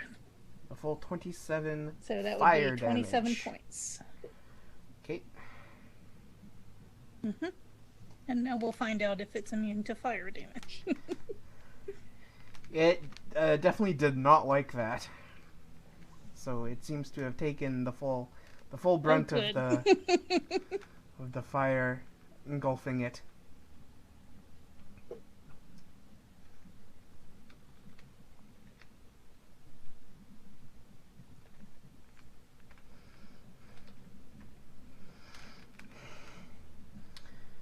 Okay. And any movement or anything else? Alright, and for my movement, I think I will climb a tree.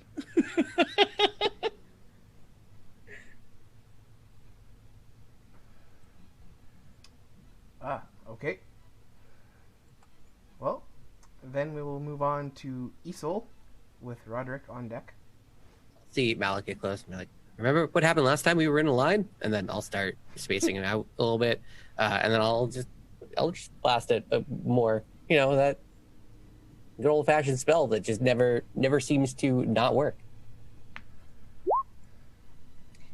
Never lets you down. Except when it super lets me down, like with 11s. Does a 20 hit at least? Thunderbore. Yes, 20 will hit. Boom. 2 damage. Oh man, watch out. Coming for this boar. And then I will... Ooh. Everyone's got to be pretty low at this point. Grace, what's your HP at?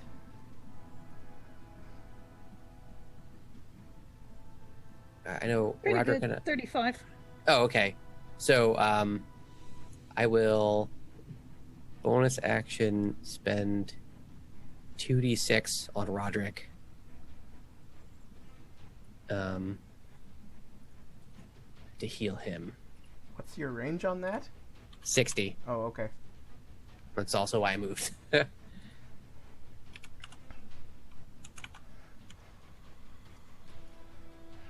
6. Wow, a 1.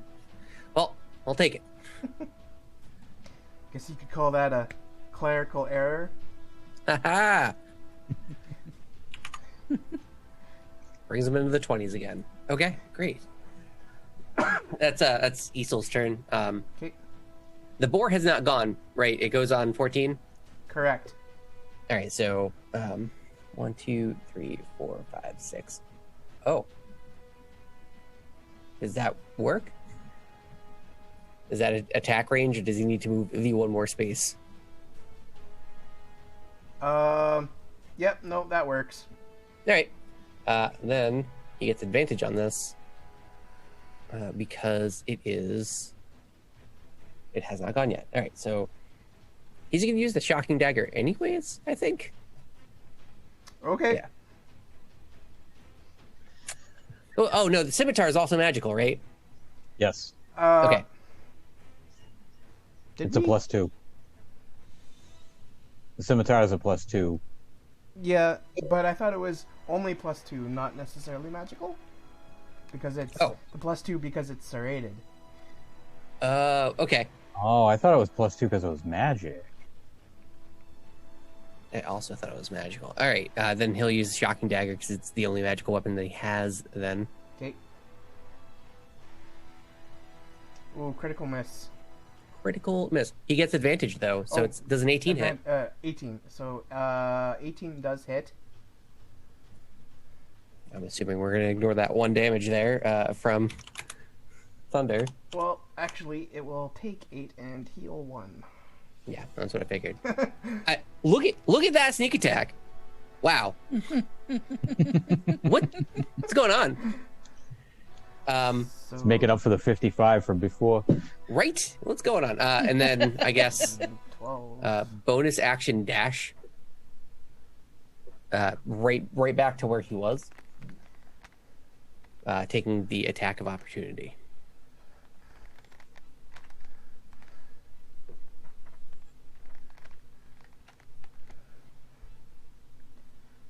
Okay. It is not showing any visible signs of being injured aside from some singed fur on the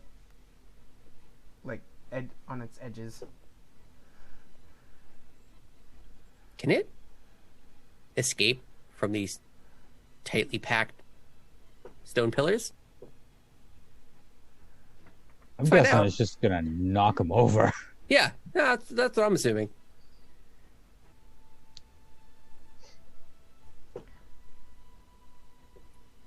You know, that's a good question. They don't call it huge for no reason. I would imagine that it can't get through the pillars, but I would also imagine that it's the type of creature that doesn't really give a shit that there's pillars there and it'll just knock him over. Might be huge enough to just knock him down, yeah. At least it'll take a turn doing so. Yep. So, yeah, it will come charging down here and attempt to knock over that particular stone structure using a strength check to try and do so, and failing. Yes. So now We have it in a cage.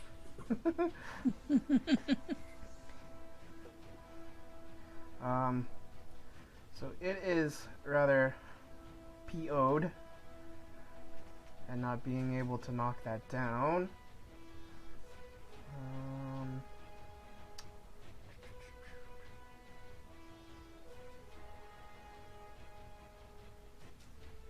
Yeah, and that's it for this turn. Okay. Sweet. Beautiful. Then brings us to Malik. Alright, so for my bonus action, I'm going to grip my bow, and my eyes are gonna shimmer green, and the regular looking just wooden bow is gonna kind of like beef up, and it's gonna like kind of turn, and it's gonna start like getting all vines and stuff all over it. I'm gonna cast magical weapon on it. Okay. Ooh, Nice. cool. Then for my action, I will shoot him.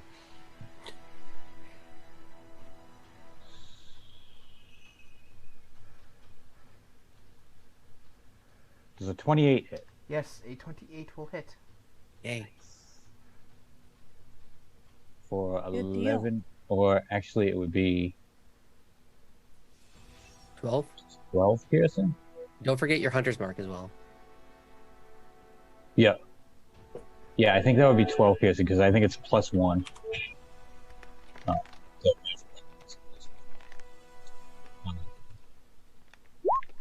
And another 4 for Hunter's Mark. And another 3 for Colossus Slayer. Nice. So, 19. yep. Okay. Nice. Oh, and that's just my first shot. Yeah. Yeah. Does Dang. a 21 hit Yes, a 21 hits. Malik is popping off. for 13 Uh, plus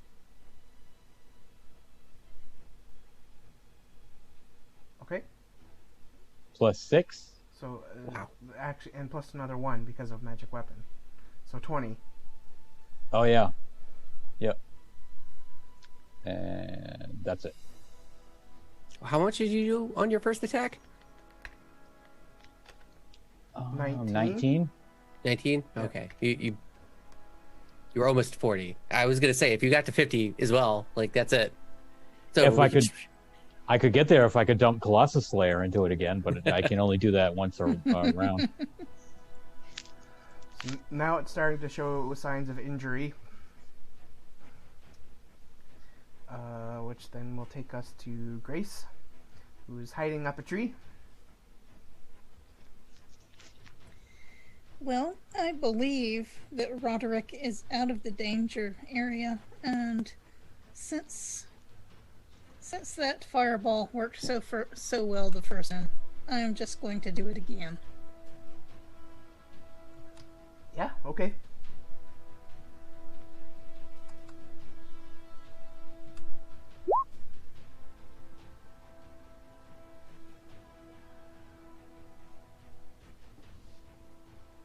Well, it got 18 this time, so it will take half.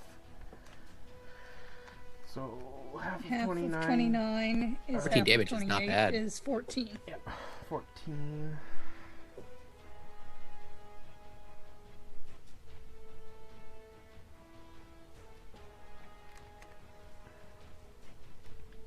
Okay.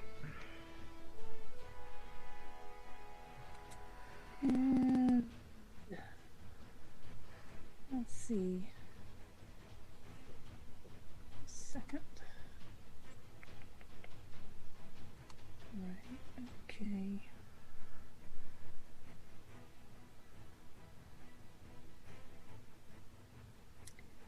I think I'll move over here. But Okay. that's it. Alright. Well, then that'll take us to Isol, with Roderick on deck. Yeah, all right. I'll guiding bolt. I don't think it's going to hit because it never does, but let's do it.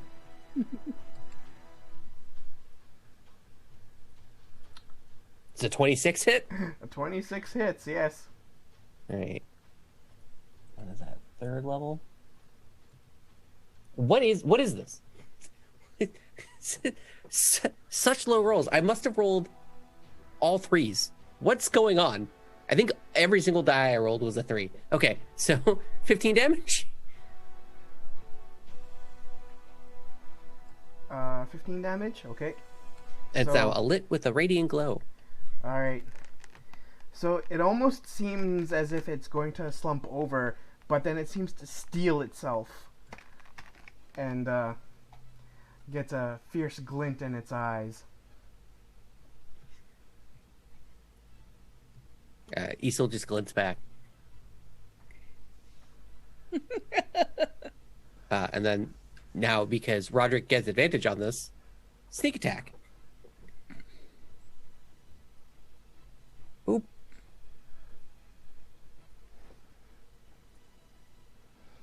Being in charge of 2 characters, where one can invoke sneak attack, is pretty great. Not gonna lie. Does a 20 hit? Yep. Okay, only healed for 3. That's fine.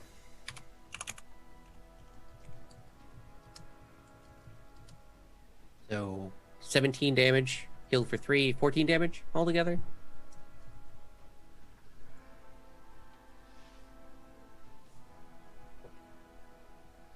So wait, hold on. That will be 17, 14. Oh, dang. Alright. It seems extremely injured, but it seems to still be clinging to life, as if it's defiant and not wanting to go down. Roderick will then bonus action dash away. Darn rogues and their ability to avoid opportunity attacks. I gotta say. Oh no, you still get an opportunity attack Oh, here okay. because it's a bonus action dash, not disengage. Oh, okay. So he does get the opportunity to attack. Yeah, Aha. Okay. it's why I healed Roderick, because I knew that he would have to do this, and it's scary.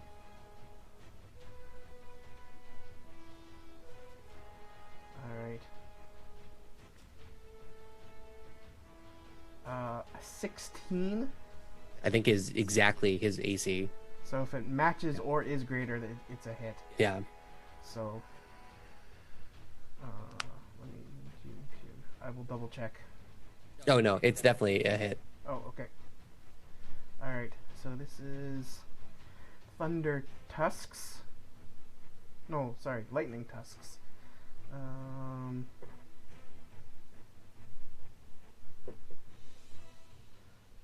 So that is 11 slashing damage plus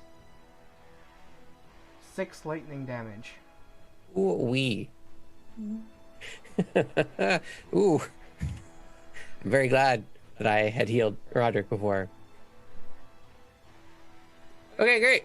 No, it's fine. It's fine. We just don't look at his singular digit health. Just don't look at it. It'll be fine.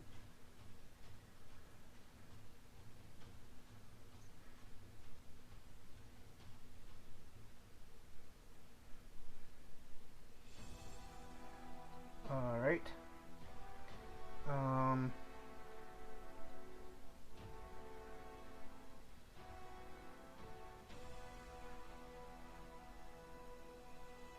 So then the monstrous boar takes a step back, repositions itself so that it can see Malik through between the two stone structures. And its tusks seem to charge up with lightning, and boom! Lightning arcs out from its tusks, streaking down the hill into Malik. Malik, make a dexterity saving throw. That's a dirty 20. Yeah. Nice. Alright, so you will take See, I thought it could cast lightning bolt, but I wasn't sure. half of this.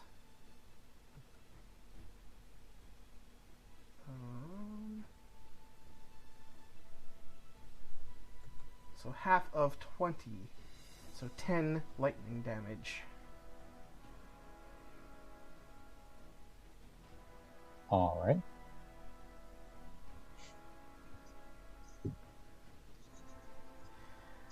And then some of its wounds seem to start to heal back up a little bit.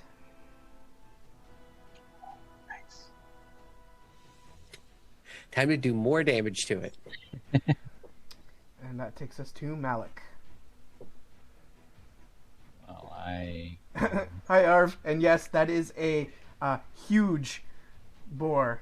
So yes, 15 by 15. I am going to try to go make friends with him. Have you seen my new steed, Gorthalax? Does a nat 20 hit? I hope so. Man, that's gotta be Of crazy. course it does. So this would be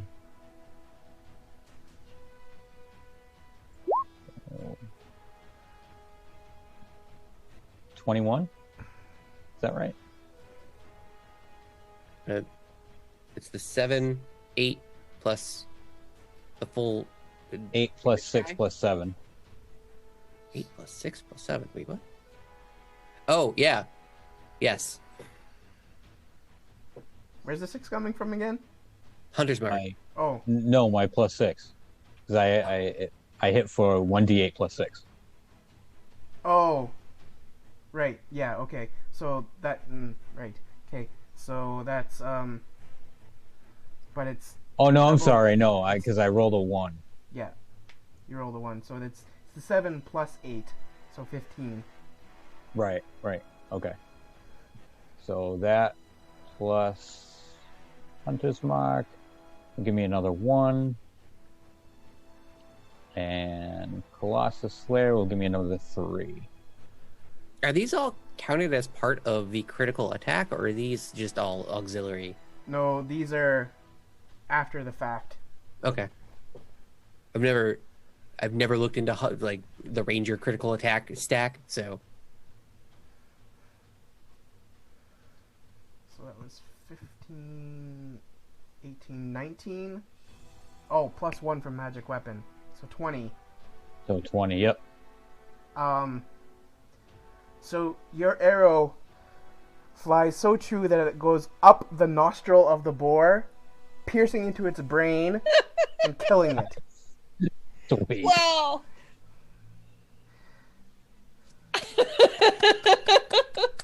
Definitely don't want that arrow back. And then it explodes in lightning. Out to, You know, that's what... out to 90 feet. Oh, come... What? All right. Yeah. Con saves all around, I guess. Well, this is actually, it's arcing out lightning, so lightning is dex save. From everyone, please. First one is Roderick, second one is Easel.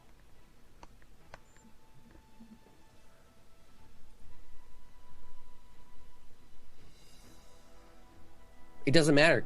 +8, +0, who cares? It's a 13 with a 20 back no matter what, I guess. It's always a 13. What is happening? No matter what.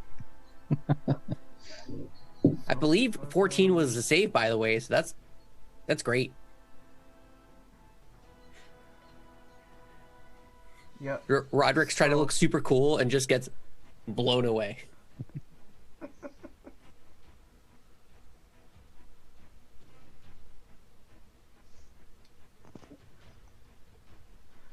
So 14 total damage. So that's Isel and Roderick taking 14, and Grace and Malik taking 7 lightning damage. So 7, only 7 to Easel because of the resistance. Right. Roderick's down. Just by the way, 7 was the exact amount he needed to die. So 14 is a bit too much. Okay. But since we're out of combat, Yeah, I think and that is the end of combat. So I immediately just bring him back up with the healing light.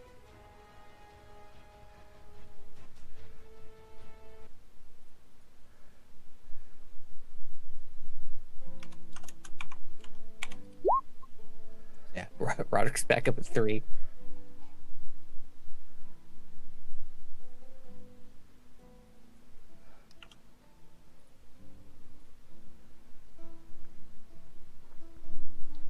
all right, you have successfully taken down 2 cultists and their twig blights, and then the active Talos summoning of the Gorthok, the Thunder Boar, in retribution for killing his cultists.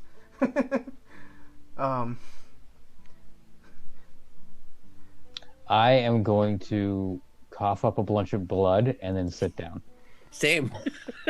I think Roderick does the same thing too. He's just slowly limping over to here. He's not doing great.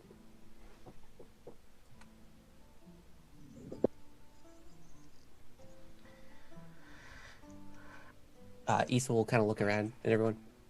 So, can we go and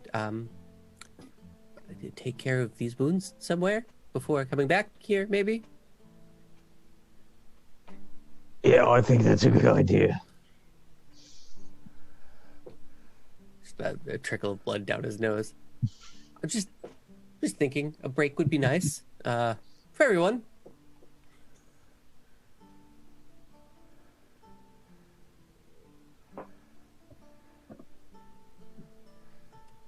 All right, so where would you like to go to try and rest up? Can we just walk out like 15, 20 minutes from here, find a nice dense bit of shrubbery, and just like curl into fetal positions on the ground and cry silently for like 15 minutes.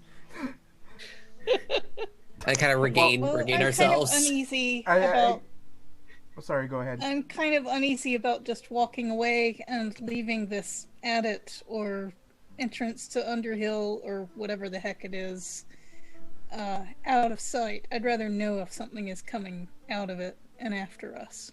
Oh, I have no problems with like being in eye shot. I just would love to sit down for like an hour. There's like a well of a tear in Easel's eye.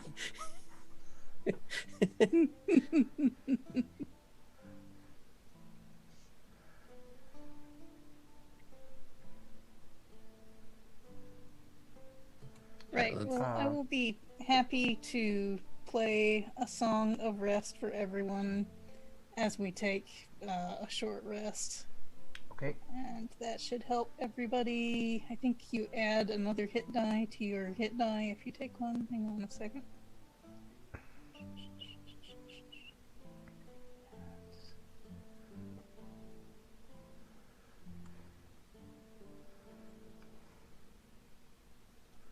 So short rest. Right. If you spend a hit die for healing, you get an extra d6 hit points. Nice.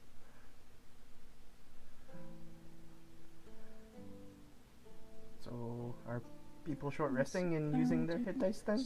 For myself as Yes. well. Yes. Both Roderick and Isel are in single digits. I don't know where Malik actually is, but Almost dead. yeah. This did not go well. That's 6. And I think it could have gone worse. I mean, we're all alive. That's good. for me.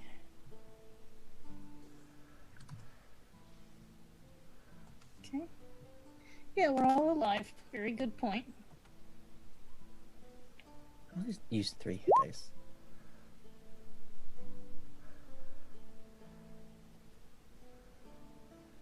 So it's where are my hit dice?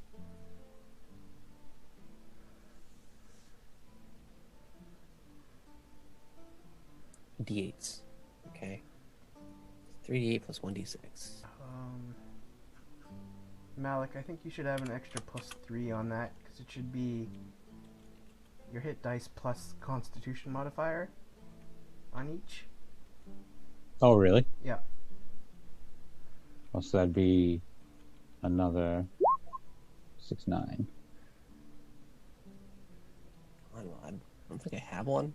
Yeah, Easel's yours is also +1. Oh, nice. Okay. So So that's an extra plus. So it should just be +3 on both 18. of yours. so 21. That's pretty good. Welcome in, Bill Nye. Great, Ooh-wee. great username, by the way. Sorry, I am not Arv tonight. This is Shadow and Mage with the community D&D Shadow crew, but Arv is in chat, or at least he was a moment ago. Welcome in. I think he's around. He's doing office moving in type stuff or something. 1d8. Roderick is going to spend 4 hit dice.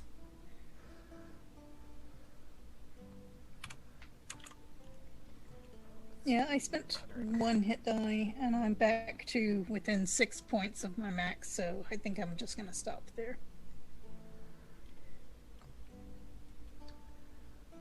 That's beautiful. And then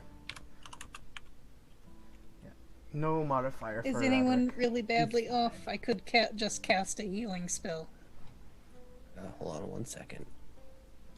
Okay, Roderick is within 10. Well, almost within 10. He's at 28 again, out of 39. So both Roderick and I have 39 max, and he has 1 less hit point than I currently. So, Okay. I mean, And how is Malak? Not bad, over half. I had 32 out of Over half. 46. fine. I don't really want to go exploring that whole... I'm sure I can't use Fireball underground.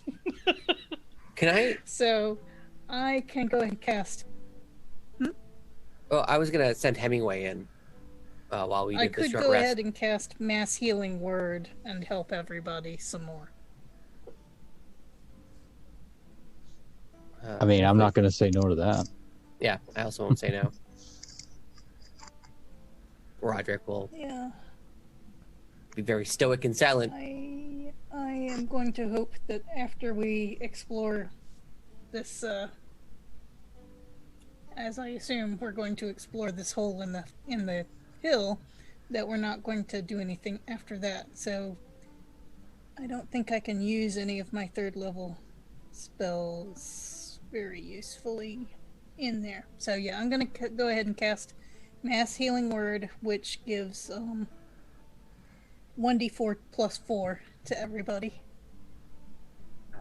It'd be nice to be back in the 30s.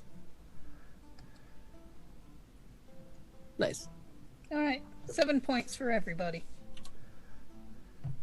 I am 3 away from full, and Roderick is 4 away from full. Beautiful.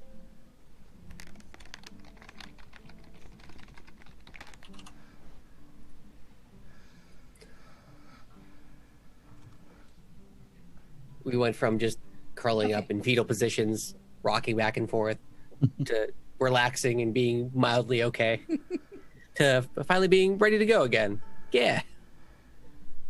Well, laying down for an hour really does wonders for your health. You know, it's weird because I sit down all the time and it's never really, this type of healing effect really doesn't. In fact, I find that sitting down most of the time has given me quite a bit of pain in my back. So it's very weird that just lying down for an hour does this, but very refreshing. I'm not going to say no to it. So, just as a point, I think Roderick was really the only one who had kind of made it up to the top of the hill. Yeah. So he would have noticed that there are other holes, other entrances on the other side of the hill while he was up there. Okay. I was going to ask if during the short rest I could send Hemingway into scout. Just like say, hey, you know, if you see bad guys, let me know. Good luck, bud. Sure. I'm not going to like see through his eyes at all because I am, for the most part of the short rest, trying to hold back tears and rocking back and forth. But for the last part of the short rest, while he's like on his way back, I'd probably, you know, warg into him and whatnot.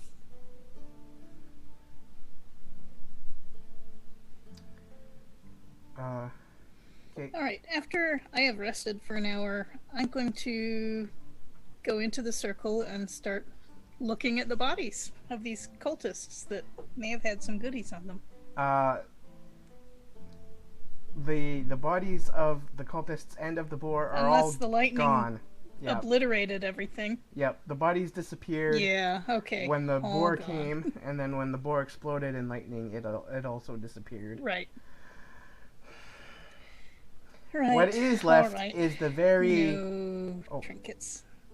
Sorry, I was just gonna say, what is left is the very lightning charred remains of that elk carcass that the cultists had originally been dancing around. So, when you say charred, do you mean Well, cooked on the outside? I mean, charred on the outside and cooked on the inside? Or do you mean inedibly burnt throughout? mm, it well, it I'll would detect magic on it as well. it would have like it would be seriously like kind of like scorched from like all of the lightning that had come down. So I would say probably like inedibly burnt from that. All right. Actually, yeah, I'll follow Grace up there and just kind of detect magic in that whole circle. Right. Detect magic.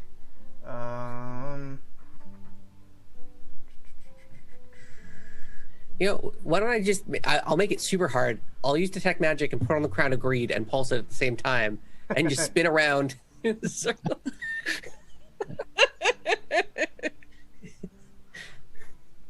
So sorry, Shadow.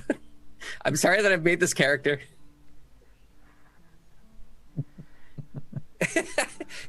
So I picture Easel being like Michael Jackson in that one video where the wind's blowing. Oh, yeah. It's Just the arms are out. "Oh." Yeah.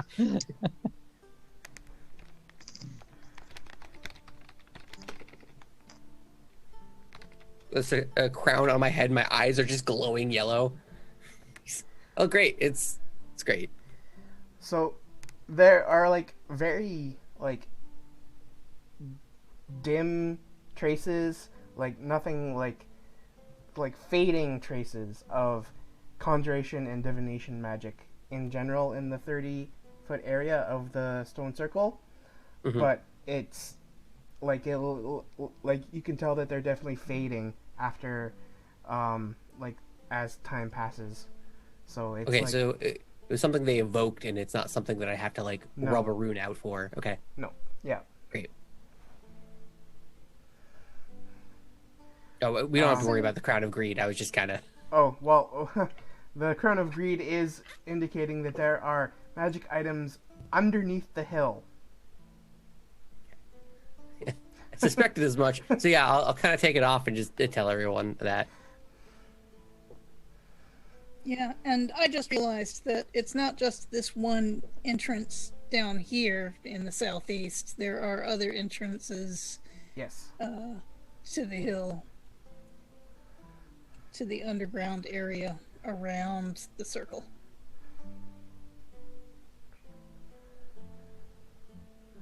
For whatever significance that has. So if you go exploring around, you see those. Roderick should have also reported that he had seen those while he was up there fighting the boar and the cultists. I'm sure after he stopped being stoically silent because he was hurt so bad, that he probably would have mentioned that.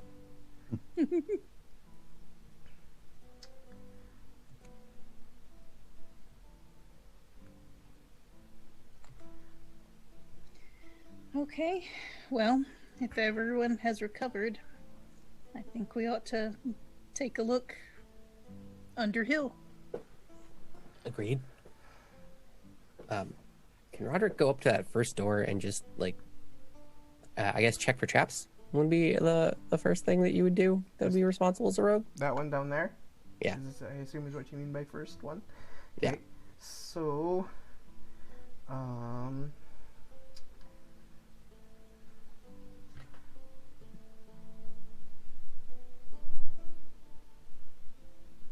the one thing of note here is that carved into the lintel stone above the mouth of this cave, so that's that cross beam bar stone above the top of it, carved into that is a pictograph depicting 3 stick figure humanoids being struck by lightning.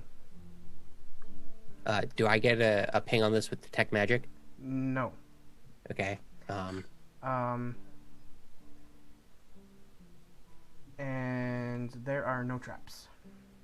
Oh, All excellent. right, well, before we try going in here, then, I think we should inspect the lintels above all the other entrances, too, and see if they're the same or different.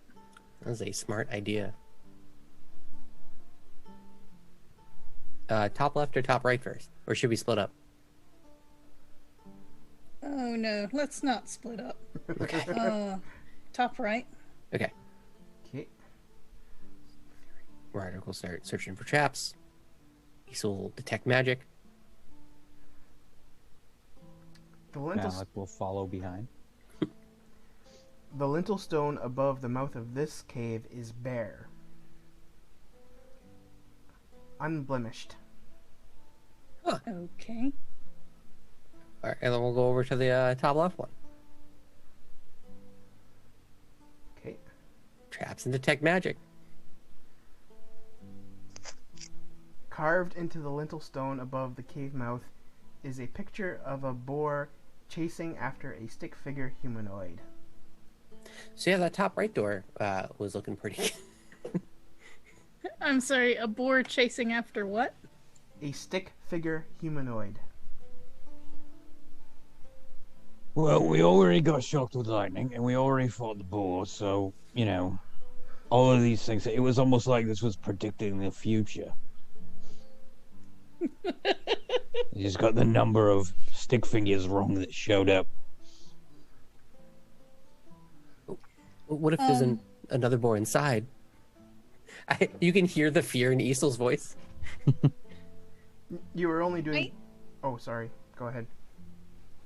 I like Easel's idea. I think we should try the entrance that does not depict harm or threat or violence. Right, yeah. Yeah. Death and destruction. Yeah, let's go to the Right. non-death and destruction door. Right. That's a very catchy name for a door. And Isla, you are only doing detect magic, or were you also still doing the Crown of Greed?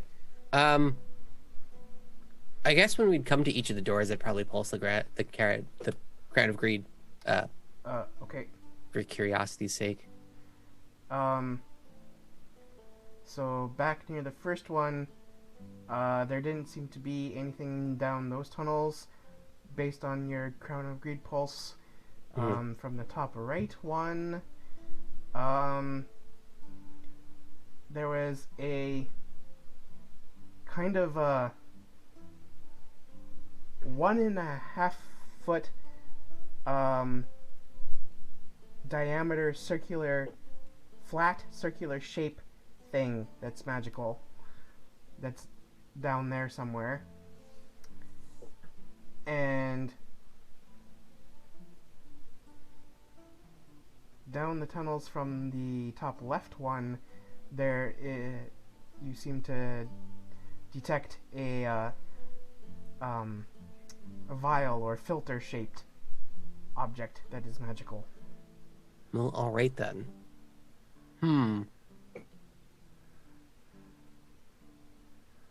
Well, we're probably going to have to go to the top left one anyways then. But let's do this top right one.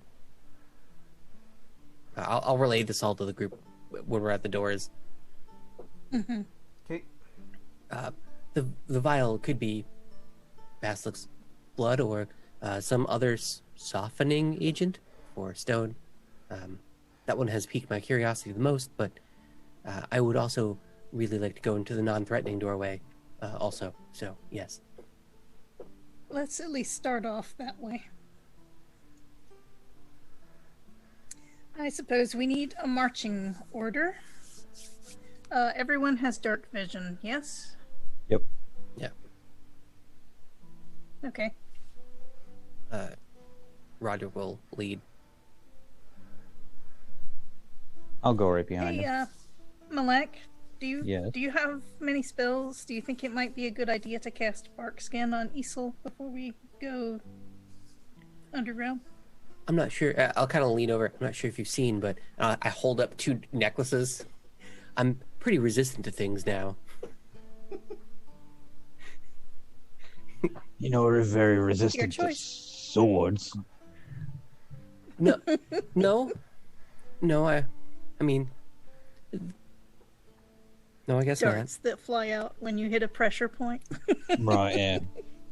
Traps, things like that. There's a lot of dangerous things in this world, Esau. not. But cold or lightning or radiant or necrotic, I'm your man. That's very true. Roderick will start slowly marching in and then inspecting for traps pretty much the entire time.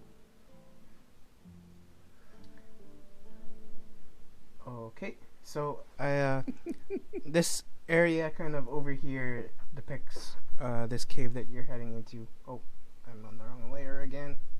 We're here.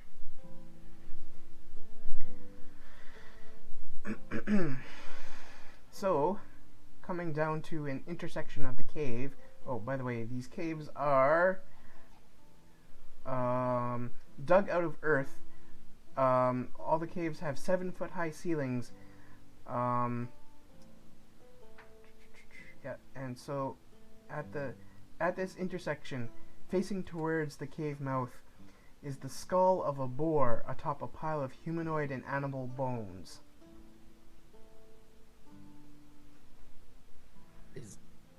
I'm going to ask this a lot, and I apologize. Is it magical at all? No. Okay, great. I can do it at will, so now I'm just going to ask the question. Yep. So,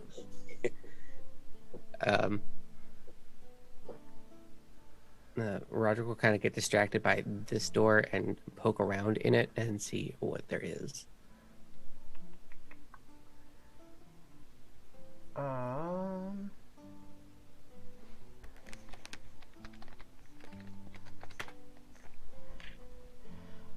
So, there is kind of like a, hold on a second, sorry,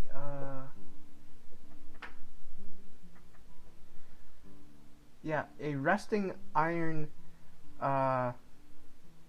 like, cell door, like, so it's made out of resting iron, poles, so that you can see through it. And you see a very scared looking deer inside of, behind the cell door.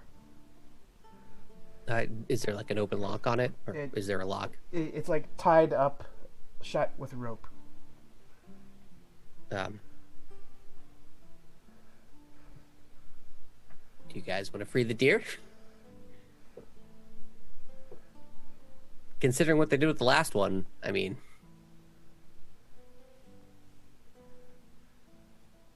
We have plenty of rations, right? Oh yeah.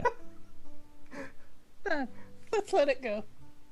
So yeah, Roderick would try to carefully open the door to not make any noise, and then release the deer. We kind of shoo it outside. Okay, it like cowers in the cell at first, and then like bolts pass out of you running out of the cave.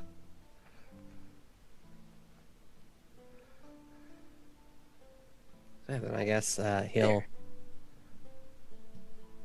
continue sneaking and trying to see what he can see. Okay.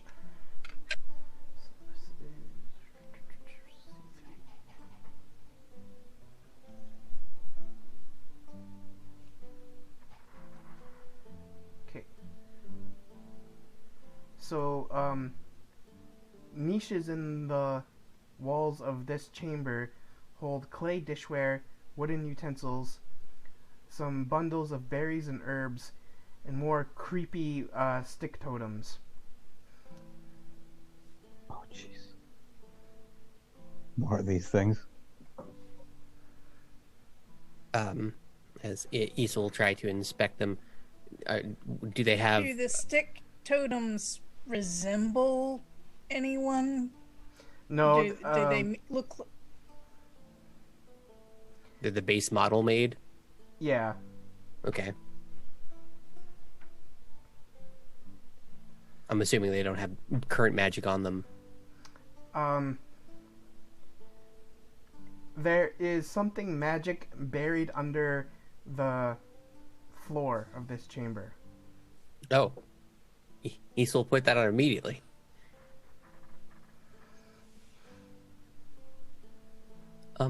So I don't know if we I'll got... try perception to see if I can figure out, is there a trap door or something easy like that, or if we're actually going to have to dig. So, let me see. Malik, you always bring a shovel with you, right? I do have a shovel, yes.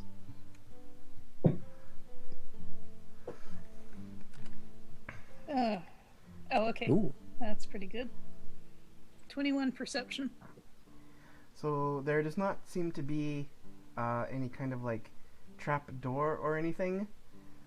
But it is just kind of like in, dang it, I'm on the wrong thing. In this bottom right corner, the earth just seems to be looser there, not as well packed or well trod as in the rest of the chamber. For some reason, I just have the feeling that we're digging up a magical septic tank. I don't know why I feel that internally, but that's what I feel like is happening right now. So I'll kind of point out the kind of exact area where the faint lines of magic are coming from for people with shovels to do something. Yeah, I'll walk over there and I'll start to carefully dig. Lesser men with spades. I guess Roger could probably take out a dagger, one of his tarnished ones, and just use it to move dirt back so it doesn't pile up. Yeah, so just kind of like about an inch and a half below the surface of the dirt, you reveal a shield. Oh.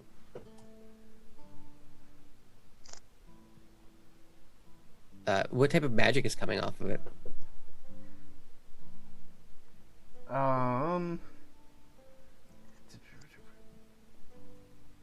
I think it's abjuration is the right one. Ooh. Look around. I mean, we can bring it with us for now until we've explored more, and then I could, identify all of the things afterwards when we're safely out of these horrible caves and this horrible place. It does seem to be, in appearance, a rather standard circular shield, but just seems to be well preserved for having been buried under the earth.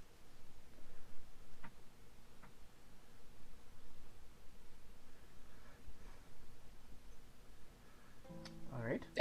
I'm not sensing any like dark nonsense coming off of this, so No. yeah, I guess I'll just pick it up and put it in one of my multiple giant bags full of books and things at this point. Unless anyone else wants to carry things.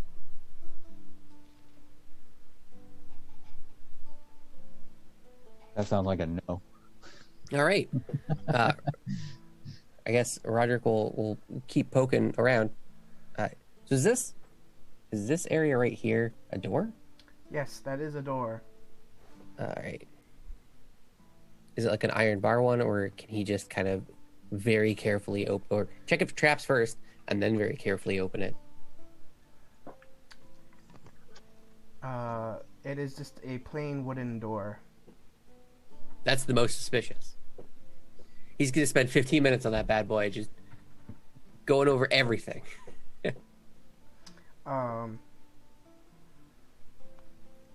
There are you going to give me an actual check for chaps check, or do you want me to just No, he's say- gonna open the door. Yeah, okay. I don't think Roderick would There- actually think about that. There were no traps. It just seems to be an empty hallway, All right, leading down and then curving around. he will continue. Actually, seeing that this is like kind of a singular hallway with a corner, I'd assume he'd try and stealth forward and tell everyone to just wait until he got back. Sorry, say that again. He would try to stealth forward and tell everyone to wait until he got back. Okay. He's gonna go like scout ahead. All right. He also notices that this tunnel seems to be sloping upwards. 14 for stealth. What's going on? I rolled a 6.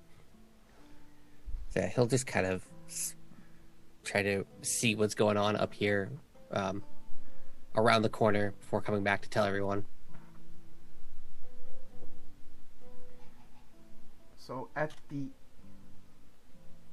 end of the tunnel, it almost kind of like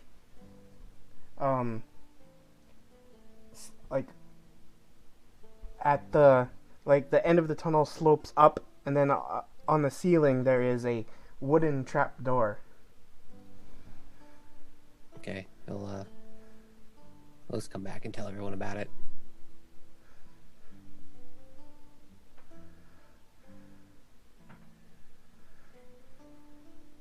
Well, we have one other way to go here that we haven't explored, and then we could go higher, I guess, if other people want, or we could go through one of the other doors.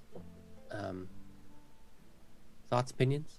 I do know that in one of the other doors was a vial, which may be what we're looking for. I'd say we go check out the room the other way that we didn't go. And then if there's nothing down there, we come back here and check out what's in that trapdoor. Okay.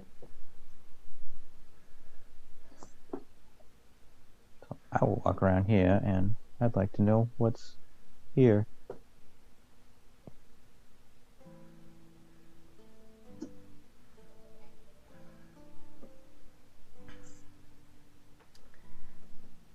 I'm guessing that's a door. That is a door. I'm just gonna open it. Okay. This door to this room was last shut with rope, but you opened the door. You find a dead boar and lots of refuse. What a great room. Yeah. You know, I'll come next- back. I'll come back and go, yeah, there wasn't anything in there.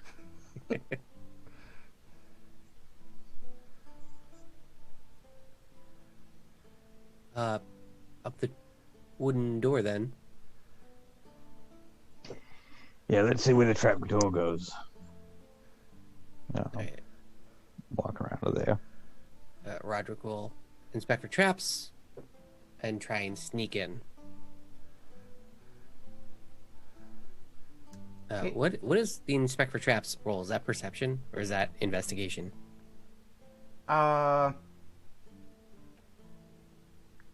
Checking for traps, I think, is investigation. Right. 20 on that one. So I'm assuming none of these are trapped, but I've been burned before. There were no traps. You could tell that, like, on the other side of the trap door was just kind of like, or well, it's more of a secret door than a trap door, really. That on the other side of it was kind of like loose grass and leaves. And when you open it, you find out that it pops out. Where is my? To a location a little further up the hill, closer to the stone circle. Where's my? Yeah, right there. If you look. Oh, If you okay. go out, zoom out on the map.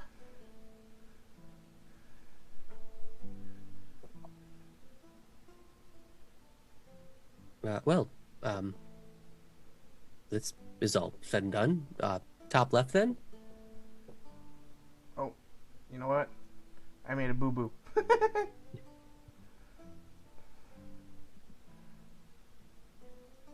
was on the wrong one. That one. There we go.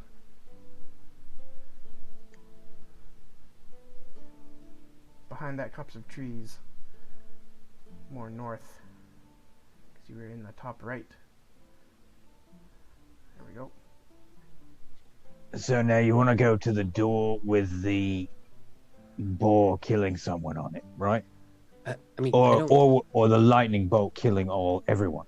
don't one? want to go to any of those doors. This sounds like a nightmare. However, I did sense a magical vial-shaped object, which, once again, could be the thing that can free them from their stone imprisonment. So, I'm not like to happy try. about this.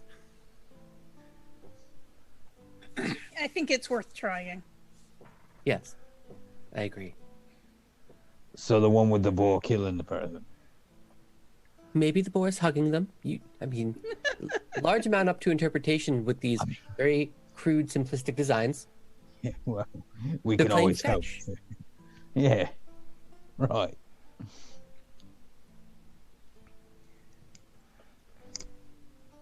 Before we go down this tunnel, I will do what I should have done before and sing a little song of inspiration, so everyone but me will have a little more protection.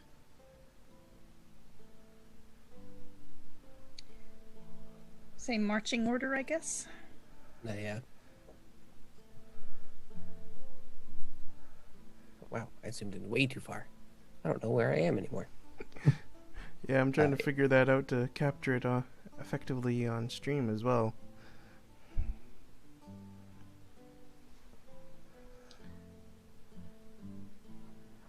So you find that this one is kind of almost just the mirror version of the one that you had been in previous. Again, at the kind of like right near the front, near where the paths branch off, is again a skull of a boar atop a pile of bones. Is this one magical? No. I'm scared, man. One of these is gonna be magical, and we're just all gonna get lightning bolted coming into this place. I'm telling you. I can't not fear it.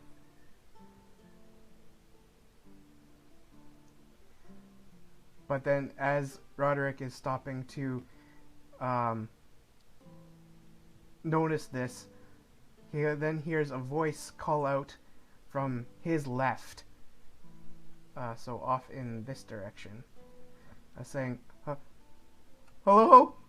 And the voice sounds vaguely familiar. Is someone out there? I'm gonna lean over to Malik. If it's that centaur, he's in cahoots. I'm just letting you know that. If it's that stupid centaur. I'm pretty sure it's a centaur, yeah.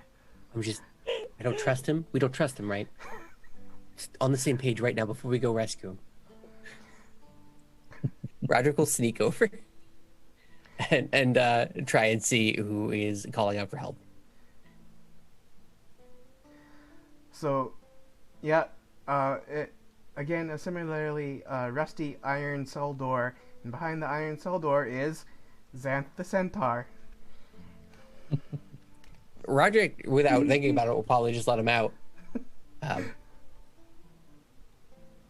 Oh, am I so glad to see you. It's feels like it's been a while since we've seen each other. As you can see, I've been in a bit of a troublesome situation, having been captured by those cultists. They snuck up on me. What exactly were you doing here? Well, I was scooping out the area, trying to figure out what they were up to. Why would you do that by yourself? Well, because you guys were taking a long time at Falcons, and then you went off somewhere else. You didn't come meet up with me off to the north, so... I just kind of poked my head out. I thought you didn't meet up with us. Off to the west. The east? Wait. I'll insight check him just because East would do that. Yeah.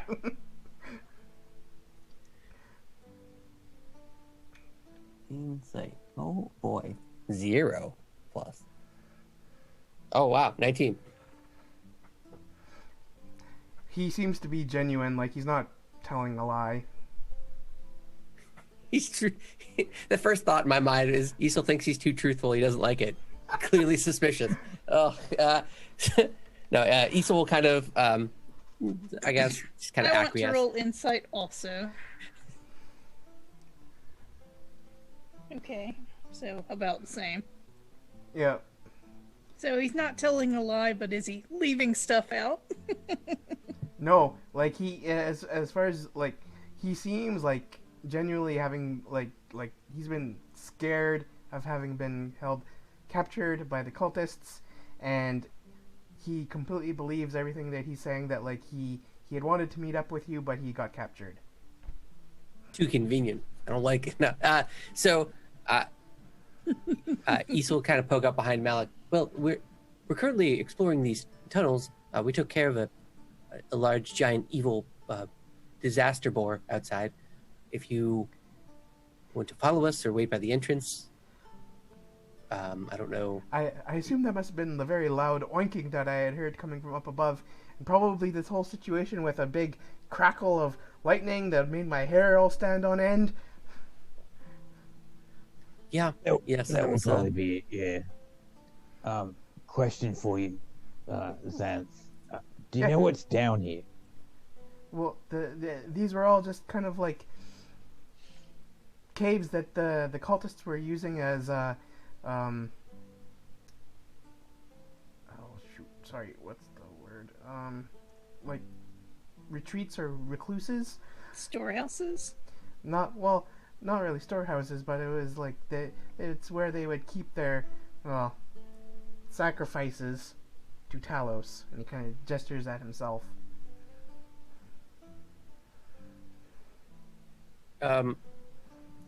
If I pulse my Crown of Greed here, can I get a direction on where this vial is? Yep. It is down there. Okay.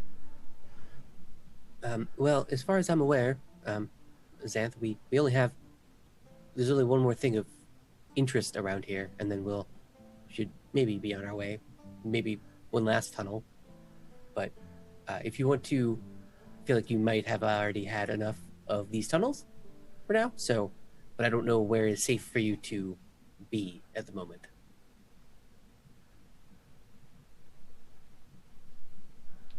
Well, I mean, we think we killed everything that was above for now, but who knows what wandering orcs or whatever may be around.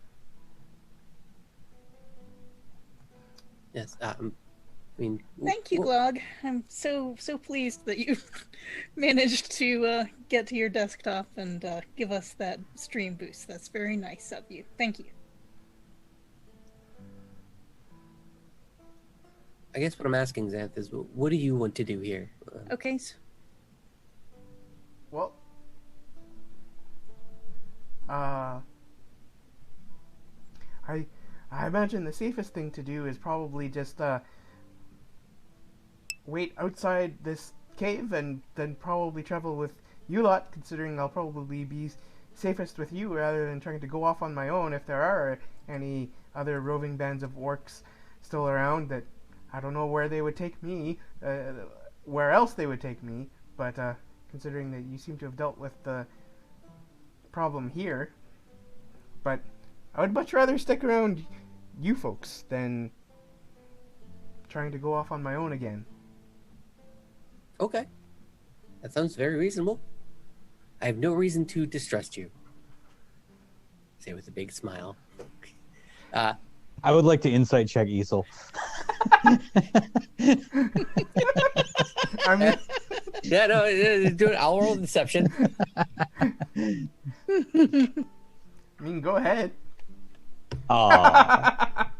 I believe him. You super believe me. Very charming smile. In my head, I'm like, I thought Easel didn't like and didn't trust him. Oh, I guess things change. Easel is very quickly turning gears in his head about making Hemingway invisible and hiding him somewhere on Xanth and then being able to cast Hypnotic Pattern through him. There's a whole chain of spell casting going on in Easel's head that you just can't, at this moment, quite lock into. Roderick's gonna just pop through this door. He's not one of the talking crowd, so yeah, he'll just...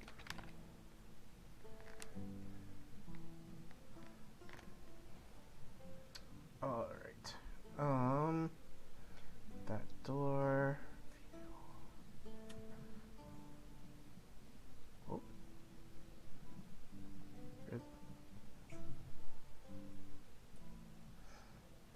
Oh, there... Excuse me. There we go.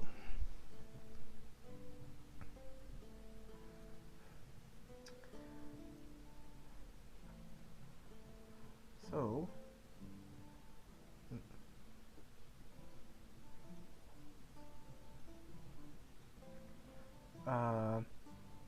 again, this room is similar to the room that had been in the other one, where it seemed like it was maybe a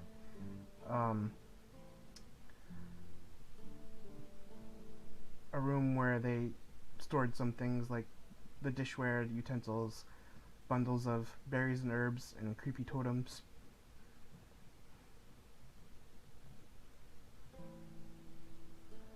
Yeah, Easel's gonna look around for the vial somewhere.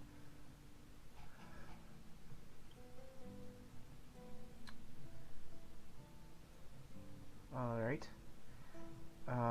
So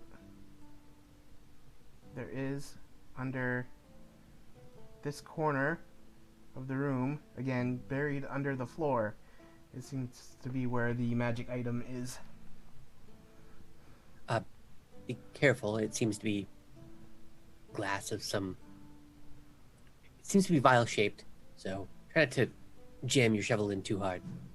Oh, actually, here, let me try this. It's something new that I've been working on. And I am going to Oh, yeah. cast Mold Earth. And I'm just going to pick up a 5-foot chunk of sand and dirt and move it over to the side. Okay. Why didn't you use that? We were here for like 30 minutes while you dug a hole. Yeah, well, like I said, it's something new that I've been working on. I didn't know how well it would work. Oh. Well, it seems to get the job done. So the loose earth just kind of like falls away and then reveals this like bottled potion looking item. All right. I guess I'll pick that up for the mass identify later on. Okay.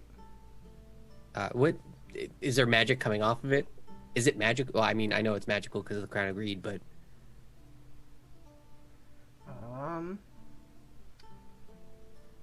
So it would be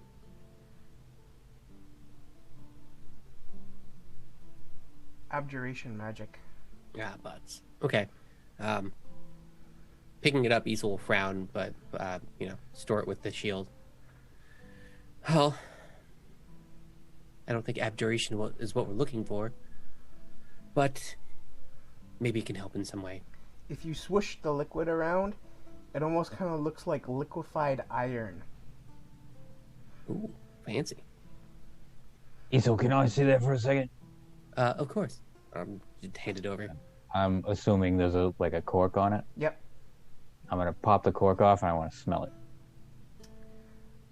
It has a strong metallic scent, but as you smell it, you almost get like the sense of like strength emanating from it. I'll put the cork back in. I'll hand it back to Isol and go. I think you're right. I don't think this is what we're looking for, but I think maybe it could be helpful.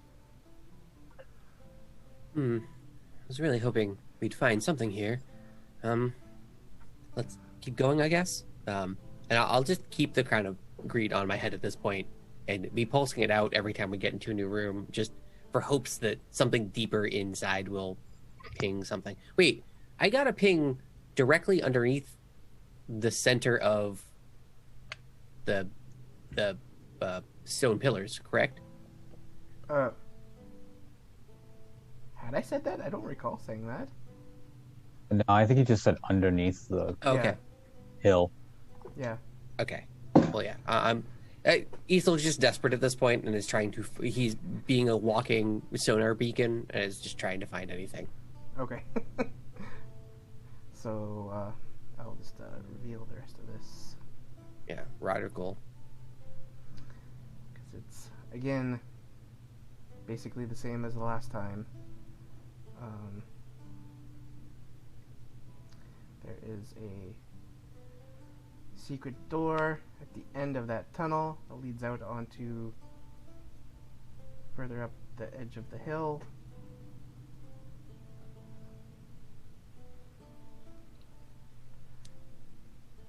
Yeah, I assume that other room off to the left is just the fun garbage room. Yep. Okay. Lots of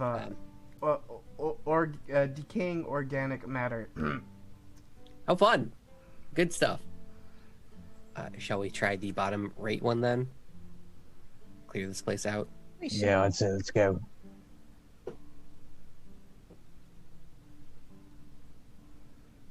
Okay.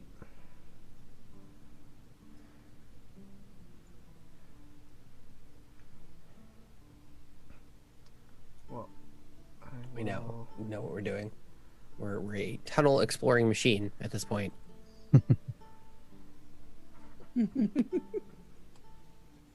So far, so good. Feel areas. What? Why is?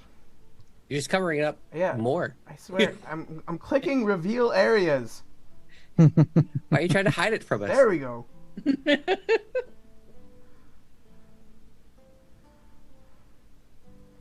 Sheesh. I don't know what was wrong with that. There we go. So, if you inspect around this cave system, you'll find that, again, it is almost the exact same as the previous ones, but there's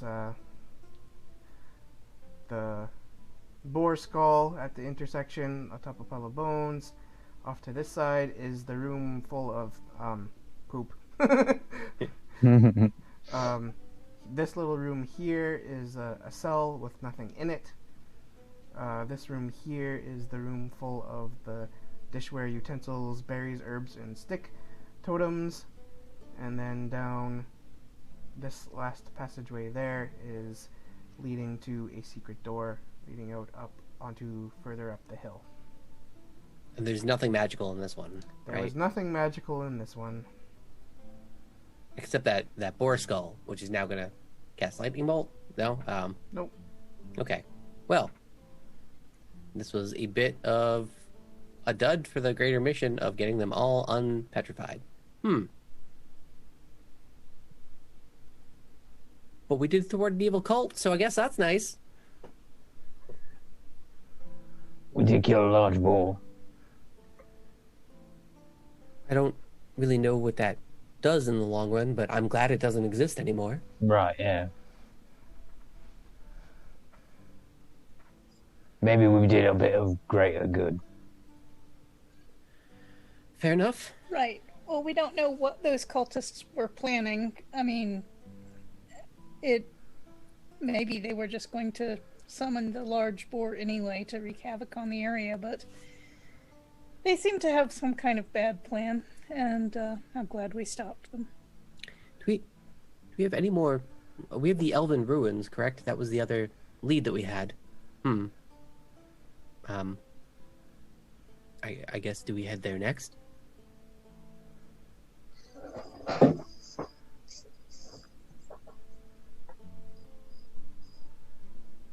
I don't have any other better ideas. I'd say we go ask Zenth. Well, that's right. Let's turn around. Hey, Zeth. Hello. Um, It seems that perhaps you folks did not find what you were hoping to find. no. You're a suspiciously optimistic person. Sure. We seem to be in a bit of a dead end. We have a lead leading us to an Elven Ruin, which would have, I assume, more of these horrible cultists in it. Like, I don't want to fight another boar. I'll just say that out loud. I didn't like it the first time. I don't think I'll like it the second time. It wasn't fun. I bled a lot. It hurt. What would you do? Do you have any idea? Do you know any way to unpetrify people? To unpetrify people? Like they've been turned to stone? Yes. Exactly. By evil magics, I suppose. Someone drew a very large symbol in mud, and that somehow did something. I'm not I mean, a they wizard. were evil and they used magic, so I don't know if the spell itself was magic. It was evil, but yeah. Well, if it has anything else to do with these cultists and the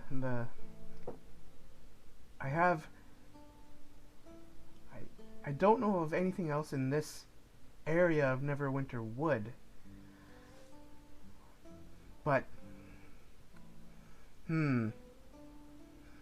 off on the coast, by the sea, by the Mere of Dead Men, there is a what was once a lighthouse there. It is now. I've heard that it's now a temple to Talos. The super scary evil tower, right? I think we were told about this by one of the village people. Yes, it is the Tower of Storms. Perhaps maybe that is the lead you were looking for? We walked all the way over here. Oh, okay. That could be. I have heard of various ruins and overgrown elvish ruins in Neverwinter Wood, but I do not know of anything else that has been co-opted by these cultists. I knew of the Manse and of this location and the Tower of Storms. What time of the day is it currently? It would be midday. Right. Well, The let's cloud, think about this over a nice lunch break. the storm clouds are dissipating. I can identify these two objects. We still have that map, right? Yes? And they were elven ruins. There was elven ruins on the map. Yep. No. It was just indicating this location, basically. Oh, it was looking. Oh, okay. Yeah. It was, let's see, the whole thing about the Elvish ruins had been in books that Isel was reading about in that creepy basement in Phandalin. And then it came up again it came up again with a hint for Talos in it. Like they were using it as a front base or something. Or they were trying to raid it. That was the Manse had at one time been the home of a half-elvish wizard. That might have been what it was. That was probably the relation there. Because I just have it in the notes, like Elven Ruins related to, and then Cult of Talos. So that would make sense then. So just the Tower of Talos. Okay, that's fine. No place ever called the Tower of Storms is bad news. That's crazy. Out in the middle of the sea is the lighthouse. No, it'll be fine.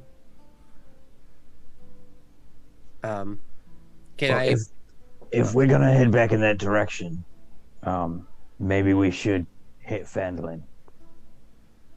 I agree. Maybe we should go south and then west, and we'll go through Phandalin and then over to the tower.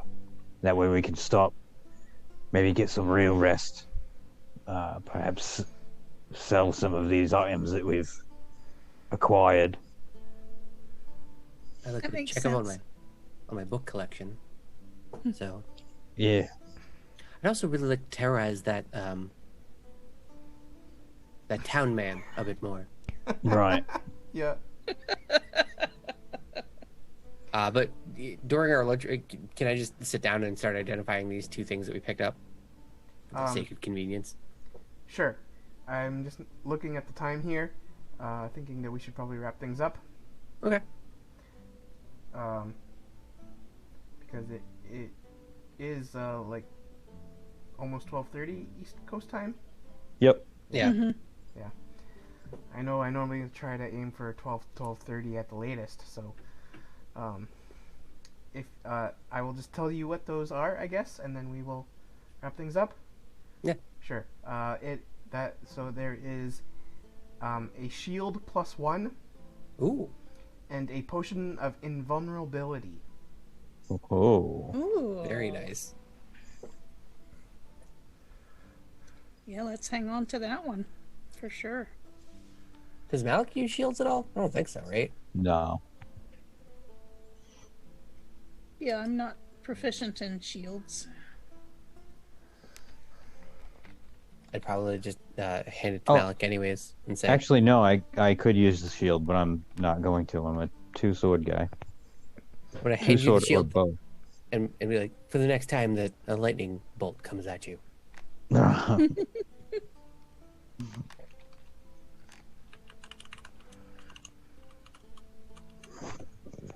I just sling it over my back.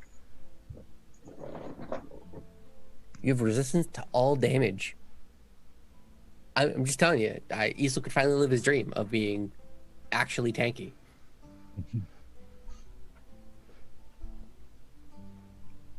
For 1 minute. Man, potions, 1 minute.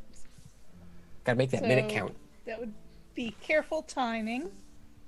But, that's 10 rounds of action. That's Yep. pretty good. 10 Well, rounds. whoever uses the dragon longsword is probably the person that should take that. That's one of those elixirs that you don't use until you're at the final boss fight, and you pop it, and then you go absolutely ham. Right. Mm-hmm. Yep. Okay, excellent. Okay. All right. So,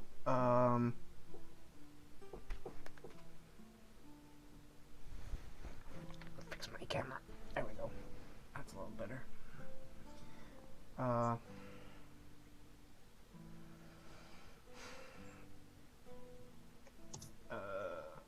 I guess, does anyone have any thoughts about how the session went? And then we'll do individual outros. I was like thinking, I really like that there is this character that we have stumbled upon who's like super nice and like really positive and always happy, and we are just the assholes that are like, no, there's something, I don't trust him. there's been nothing but misery in this forest. All I'm saying is he has no right to be as happy as he is. It's funny that like literally like it in the like written in the adventure is that like Xanth is a friendly, good-hearted centaur who wishes to help the party however he can. And of course, we're all like, And we are not having it. No. that's not. I do not trust.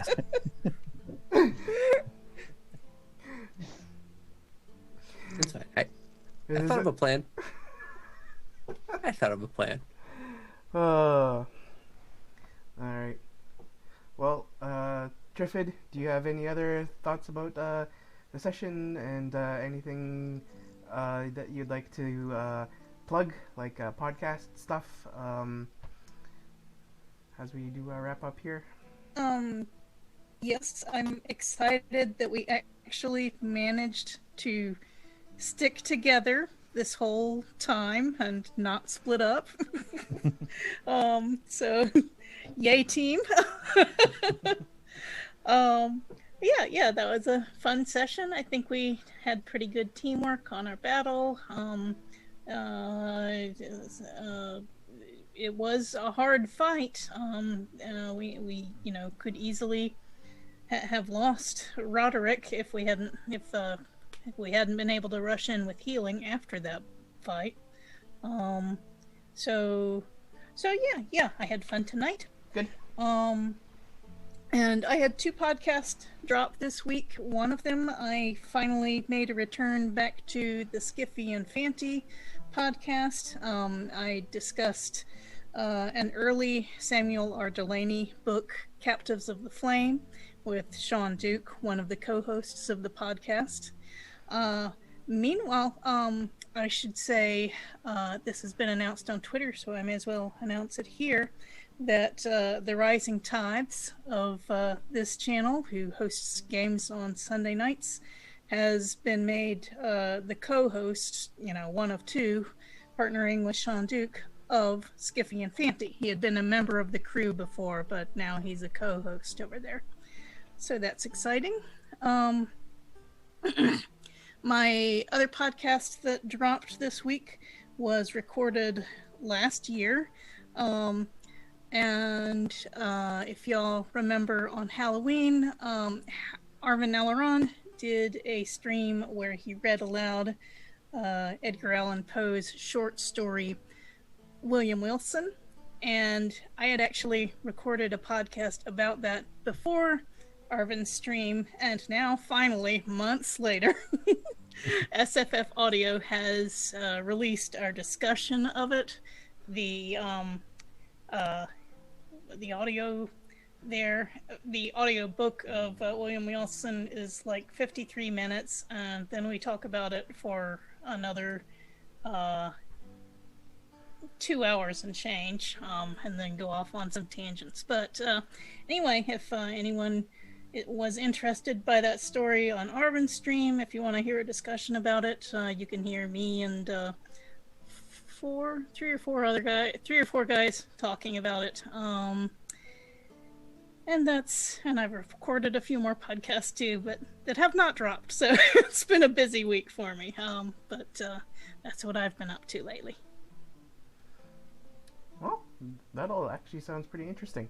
So, I might have to check out that one about. Oh, and you can, on my contact information, that's the links to those podcasts are on my blog at what'sthewordnow.blogspot.com. Right. I think that's linked in our command. Yes, there it is. Yep. All right. Well, thank you. We didn't hear from Echo, so I hope everything's okay with him. And we'll move on up to Hoodie. Do you have any thoughts about tonight's session and anything else that you want to mention for your outro? Do you have any fun video game streams coming up? Tonight's session was good. I always feel broken being able to play two characters because you can kind of game the system a little bit in your brain, which is probably not great, but it feels so good to play a rogue. I really need to make a rogue at some point. Clearly, it's what I enjoy a lot. So, yeah. As for games, Persona 5 Strikers is coming up tomorrow. I should be able to resume streaming then. The earlier part of the week was kind of called off because of moving and getting a vaccine and passing out for like 20 hours. So hopefully back to normal stuff soon. Huh? But yeah, that's it. Sounds good. I look forward to it. I'll probably be tuning in. Well, Persona's always good. Yeah, that's the one that's like a Dynasty Warrior style, right? Yes, it's a Dynasty Warrior style Persona, which is, I mean, sounds like it'll be fun. Can't imagine it not. All right. Well, thank you. We'll move on up to Rockgod. Do you have any other thoughts about tonight's session? And I know you usually don't have too much you want to plug, but I'll ask you anyway. No, I have nothing I want to plug except this in 2 weeks from now. Yep. And I liked tonight's session because it was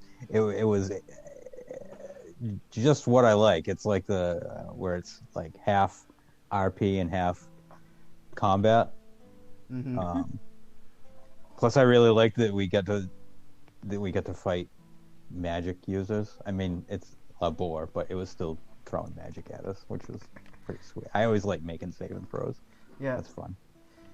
I guess in our last session, I had been a little optimistic that I had thought that maybe you would get to like right at the end, see the boar be summoned, but oh jeez, that would have been a cliffhanger. The way last session went, the amount of time spent on other things, it didn't happen. But like I had thought that it might get to that point, but anyway, this time it was really nice to see everyone's reaction when I bring in that huge boar token.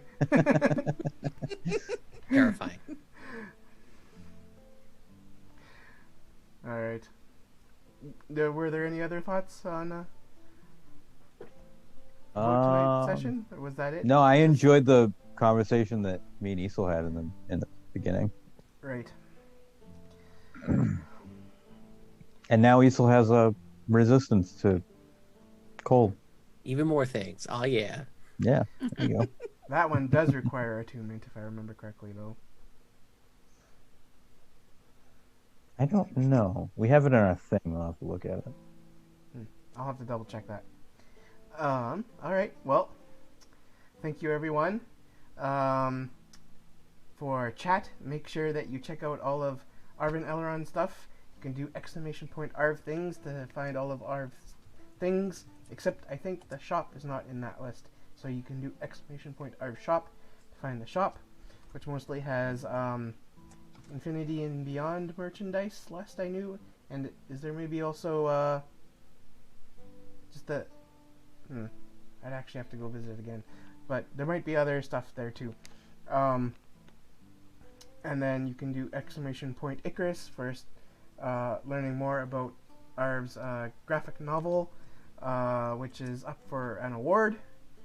And you can do exclamation point library for his D&D 5e supplement, Tales and Tomes from the Forbidden Library, which actually I am hoping to run with some in real life friends in a couple months, assuming that we all get our vaccines in time and stuff, so we can go back to finally hanging out in person. Are you scheduled for one, Shadowed? Well, yeah, there's talk about starting one up in June. I'm going for mine tomorrow. Very excited. Sorry, for the vaccine? Yeah. Yeah, let me see. The forecast right now is end of April or early May for my age group. Our vaccine rollout has been not great. But it seems to really be starting to go faster now. So that schedule might actually very rapidly change in the next week or two. So, because if they open up some of our, we're doing like drive-through clinics. So if they open those up to lower age ranges, then I might actually be able to get one in 2 weeks. Awesome. Not bad. But I'm going to get mine at a grocery store tomorrow. Yeah. I'm basically just keeping my eye on the news like every day, because like every day like it changes that schedule or whatever for the vaccine rollout. So where was I? Oh, you can do exclamation point Greyshade KS for information about the Greyshade Literary Universe Kickstarter. Also check the calendar for an upcoming stream event that's related to that. I think I saw it. Is it the end of the month or the beginning of next month? I think it's the end of this month, later this month. Pretty sure. You can do exclamation point BLM for Black Lives Matter, because we want to continue to assert and affirm that Black Lives Matter, and we want to make sure that we throw our voices into that support. And of course, exclamation point help now for mental health and suicidal ideation help and all that kind of thing. Because if you are in a dark place, please reach out, talk to someone. And with that, thank you to everyone who came out to watch us this evening. Configuration Queen, Glog, Chris, Lone Wolf was in here earlier. Also, Angry Liberal, A10, Bloodluster, Community for Small Streamers, Another Bot, Configuration Queen, Feet, Mrs. Dunsel, No Quarter T. Oh, yeah. Hey, hey, wow, that's crazy. Who'd have thunk it? Pack 1981, Tarl U. Christensen, and Yusef 7. All right. Well, thank you. Oh, hey, look, Angry Liberal is in chat. Nice. Thank you for watching. All right. Well, I believe... There's going to be a raid? Oh, I should check. Yes, we should check to see if there is a raid. Let's see here.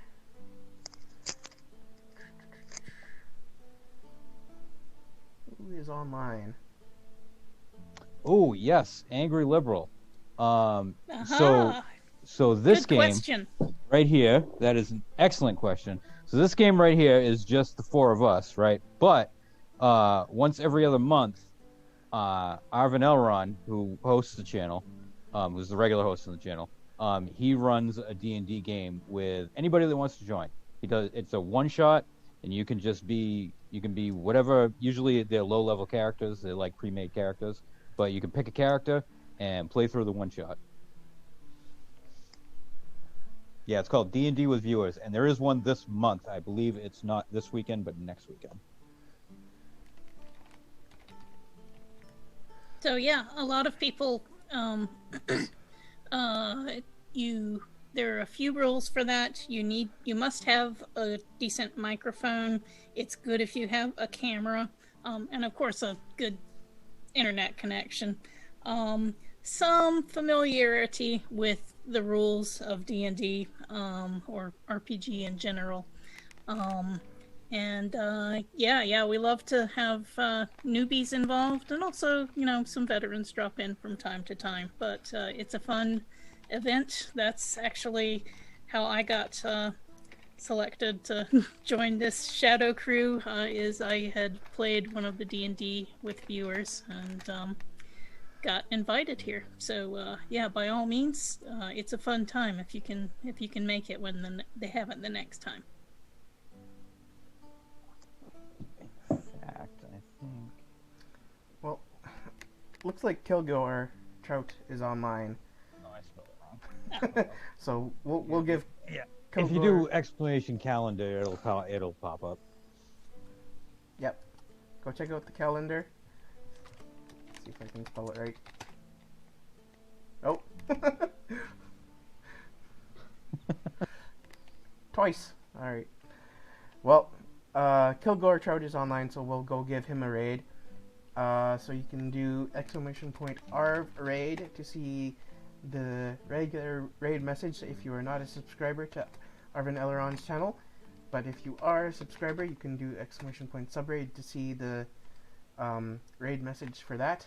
So you can do Arvin E hype, the Arvanauts have landed, Twitch raid, and Arvin E roar, and maybe also throw in a message saying that you're coming from the Shadow Crew's D&D night. But otherwise, with that, I believe we are done for this evening. So thank you, everyone. So thanks for watching. Thank you. Yeah. Have a good night. Everyone wave goodbye. The double wave. Just keep waving. Shadow, you're not double waving. Yeah, I know you got to use the mouse, but you got to. Yeah, there it is.